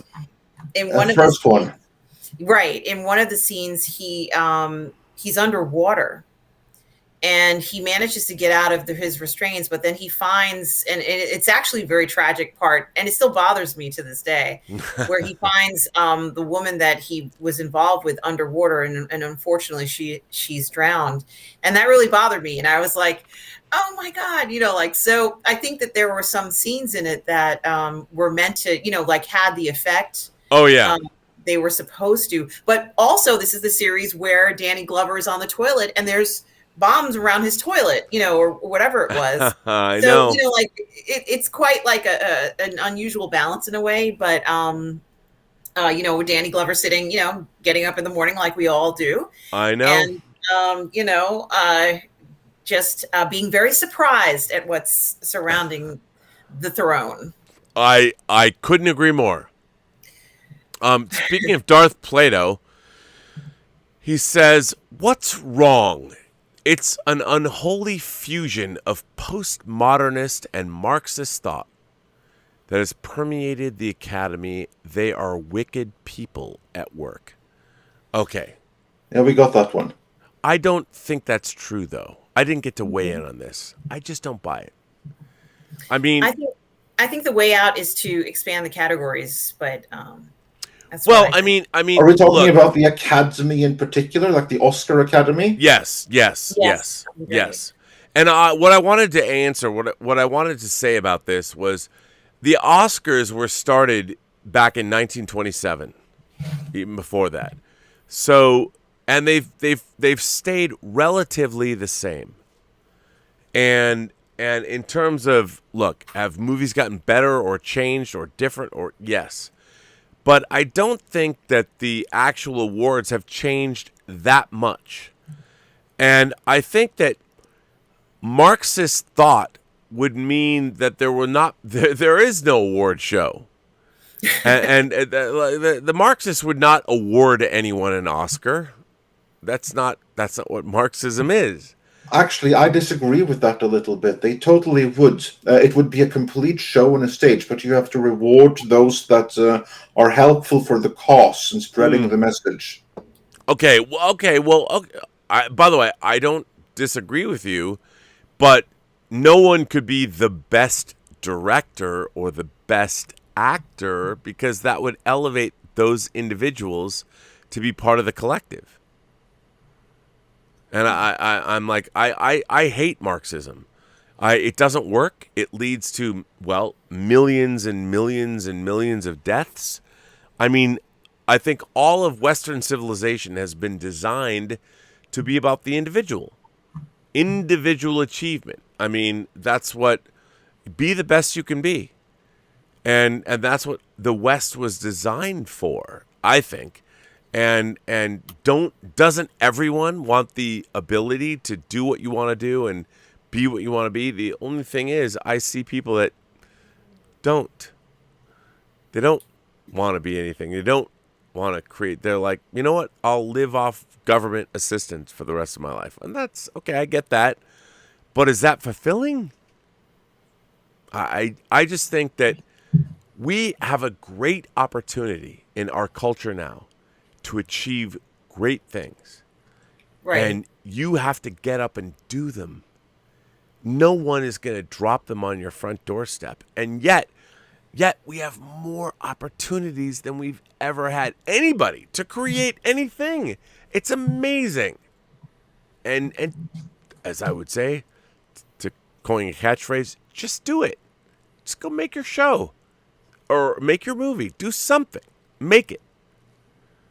Our directors, this is kind of a I don't know whether this is a fair question, but directors make films that, or I'm under the impression that directors make films about things that they love, but are directors under pressure to not make films about topics that they love? Is that what we're experiencing now? I don't think. I think any filmmaker is under pressure to not make a movie that initially seems like a corporate win.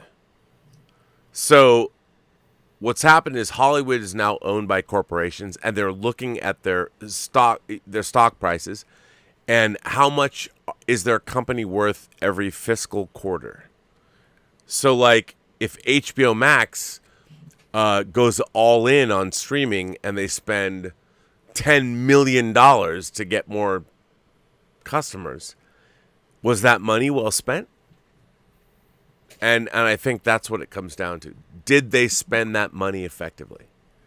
Did that $100,000 or whatever translate to 75 million subscribers? So, right. I think it just depends. I mean, but it's still all. I wish it wasn't all about the money. For me, it's God, tell a good story, make me invested. I'm there for you. Just tell me a great story, please. Please. Can the people that make Star Trek, it's been 13 years, one 48-minute story, please, just one. Are there any more super chats, Robert? There are. Yes, there are. Let's see how Fortunato says, I just wanted to say hi. And I can't. Each Hasse Kinder? Oh, yes. Great song. Awesome. And the coolest, if you haven't seen the music video for Till Lindemann's Ich hasse Kinder, that is one of the most metal music videos ever put out. Wow. Well, that's a huge endorsement. Ash Chowan goes on to say, Schwarzenegger films like Raw Deal, Commando, Stallone films like Rambo 2, and the exploding straw huts, even early 90s fare like Showdown in Little Tokyo, and Die Hard 2, infamous seat launch, and so many other films fit the 80s film definition. No parody. Well, Ash, I would say you're right. Like, I think that other than Die Hard 1, Die Hard 2 has the great moment where Bruce Willis is ejected from the seat of the military plane, and he comes right at the camera, and he's like, ah! I mean, you can't not love that. It's good. You're absolutely right. Love it. What do you guys think? I love those overblown action things in a way. I know, do right? agree that they lend themselves to parody in a way. And I mean, just look at, for instance, what's it called again? The one with Weird Al Yankovic, like the Vidiot from UHF. Ooh. There you have like some pretty great action parodies, didn't you? It's Yep. kind of like that. So, like, yeah, some of those they do get a little bit overboard, but when it's done right, it's so satisfying, isn't it? And they understand it's archetypical. It's like, my God, you don't have to have, like, when some dude has been hired, some military officer has been hired to go on a job, you know, it's his story. You don't have to add a bunch of, he's going to run across people of all shapes, sizes, colors, creeds, but let that dude make his initial story and see where it goes and work it accordingly. The idea that, like, he's already bringing in that stuff. It's, come on, man.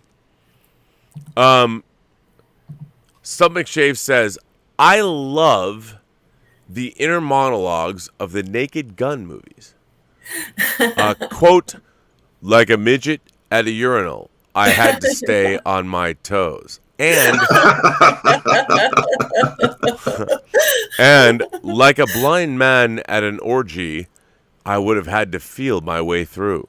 I mean, come on, Stubble. I think we're all there with you. Why not? It's like a stand-up from the 50s, translated into film, and they are very, very good. It's still very entertaining. Well, I mean, Stub McShave, I don't think there's a bigger fan of the upcoming Wheel of Time miniseries than Stubble. I mean, like I've said, I want to review every show with him. I really want to go to Sweden and hang out in his apartment and not even watch the TV, just watch his face as he watches the Wheel of Time unspool. Oh, I would love for him to make reaction videos as well. I was about to say, God. I would also love reaction videos. I think they're going to be great fun for all to enjoy, so we can all take part in the misery. Oh my God, 100%. Kung Fu Hot Dog, or as Az would say, hot dog. John Wick is more akin to what Gareth Evans' The Raid films did, or as I like to say, The Rad. Reintroducing Far East Asian action into a very tired Hollywood and its current agendas. Well, you know, I don't disagree. I mean, everything old is new again. I do think what Gareth Evans is doing with The Raid, and as I like to say, the Rad 2, even radder, that's what I call it. I mean, to know that he's done that, it's amazing. And I know people are like, well, he's a Brit, he's co-opting our... No, I think he did a good job. I love the Rad 2, even radder. I love them. Have you guys seen The Raid? I haven't seen it. No. I have. What? Yes, it's a really, really cool, great, tense movie. Oh, The only thing I don't like about it, and that has nothing to do with the movie itself, it's that the timing of when it was released was detrimental to Dread, which is the better movie. yeah. What? No, I understand. Okay, I'm just a little, you know, A little Well, listen, heartbroken, but yeah. I am. I mean, you know, I will say this. I mean, I do have, you know, my Carl Urban Dread figure. I mean, I do my bootleg third party figure here. I do. Those love it. third-party figures are great. They are amazing, and I submit, Dread is the greatest comic book movie ever made. Oh. It's, well, in terms of an adaptation of the source material and how true it is, I would agree with you. I mean, it's so bang on. Yeah, exactly. In terms of adaptation, yeah, you have like others that are more epic and stuff, but in terms of this is how you adapt source material, Yeah. if you don't know if you're going to get a sequel. I agree. It's absolute best of the best. Yep. Well, listen, kids. I need to go to bed because we have to do this tomorrow night. I mean, I need to sleep. I But think you've been a trooper for holding out this long. oh my God, I know, right? But I want to say first of all, it's great to have Andre from Midnight's Edge, and of course, Yes. now I would ask you, Andre, what rather than say like where can you find Andre on social media, I would ask you, what is your social media philosophy? What do you think that you stand for as opposed about social media and fandom in general? I stand on the side of where social media is concerned. Think before posting. Love it. Used to interact, used to share. Beyond that, try to have interaction in whatever other means is possible, face to face, whenever you can, and never post when angry. Never post when agitated. And remember, whenever someone says something that you don't like, it's not a personal attack on you. You don't have to respond. Fuck, man. What wise and sage-like advice you just offered. I wish I'd listened to you, I don't know, 5 years ago. Yeah, or one. Yeah, or one. That would have been good, too. I mean, to be honest, who are we kidding? And what do you think? Are you down with Andre's advice? I love Andre's advice. For me, it's just be kind, guys. You're going to hear all sorts of opinions and different things. Just be kind. Fight the desire to be anything other than kind at this point, because we just need some more kindness in this world. And I think there's one more super chat from Snail Messiah, Robert. I could. Oh, there is. They keep coming in. There are more. There are more. And. Snail Messiah. Hang on, let me find Snail. Did I miss it? Oh yes. Yes. As an old SHW boxer, can you spot bad film fights? Well, okay. That's an interesting question. Do you go back to martial arts movies of the late 70s and early 80s? Or where do you go? What do you guys think? For martial arts movies? Yeah, I mean, can you? I think that by definition, movie fights are never going to be as realistic as real fights because people can get hurt, and most real fights, they last until the first blow has landed. You're right. The effort that goes into making a martial arts film is just unbelievable. The amount of they have to constantly practice everything, and it's arduous. There's a lot of arduous elements in it, sometimes dangerous elements to it. I just appreciate the effort, and I don't necessarily try to think about how realistic everything is, because I'm not a martial arts expert. I want to be entertained, and I love seeing them even attempt to try. I agree with you. Yeah. Can I give two answers to yes. that? I would say 80s American movies for sheer entertainment, with because Van Damme movies and actually late 80s and early 90s with Van Damme and Steven Seagal. Seagal at his best. Yeah, Yep. Under Siege is a great movie. Same as Hard to Kill is also a great movie. Like none of later antics get in the way of that. I mean, so much schlock that's really cool.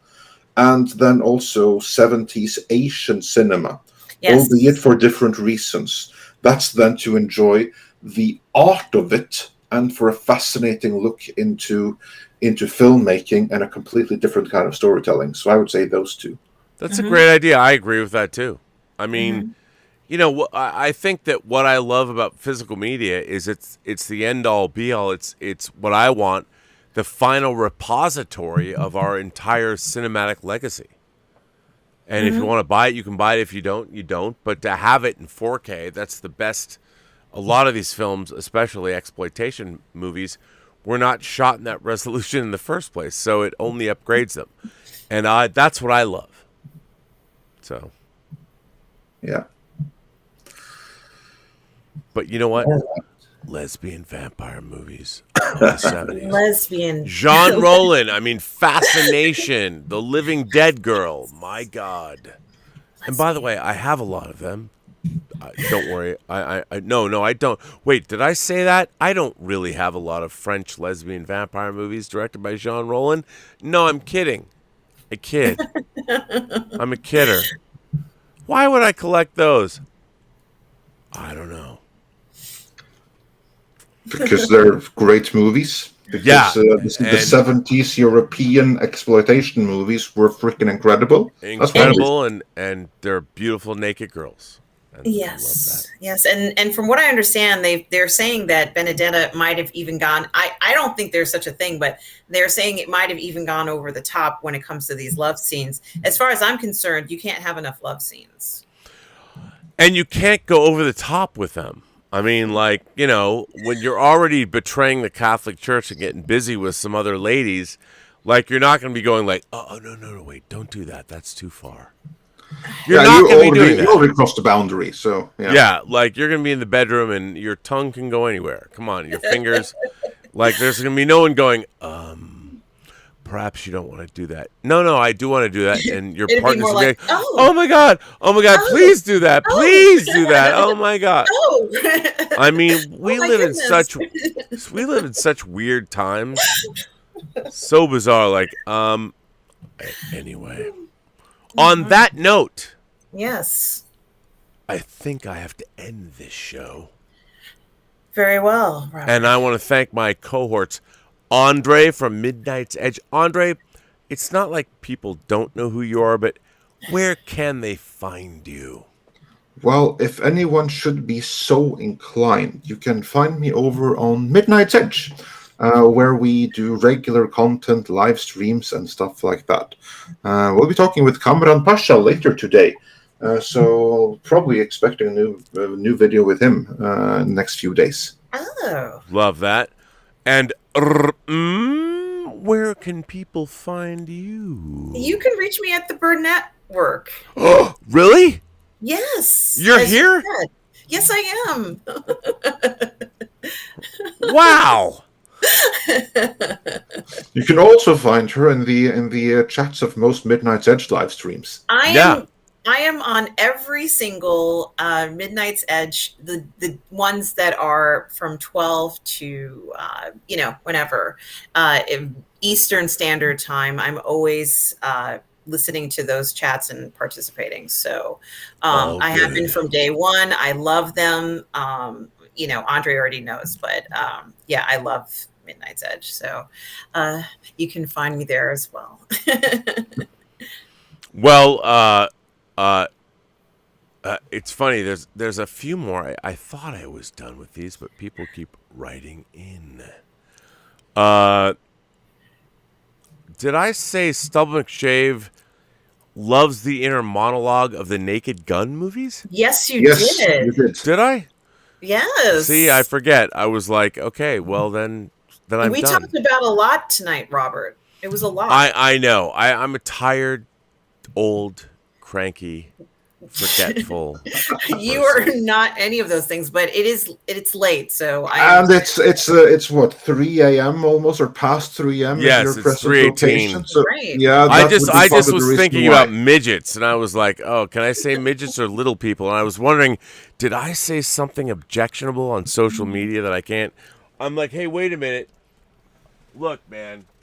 I mean, I've got Tyrion Lannister right here, just That's to a make sure. Figure. It is a great figure. He keeps me honest. If I say something wrong, Tyrion never asks me for my pronouns, and when he does, I say they're I, me, and mine. And he looks at me and smiles and goes, "I get it." All right. So, I love that figure. Unfortunately, he's from season 8. It's not good. Not good. So you two kids, I guess I will bid you adieu.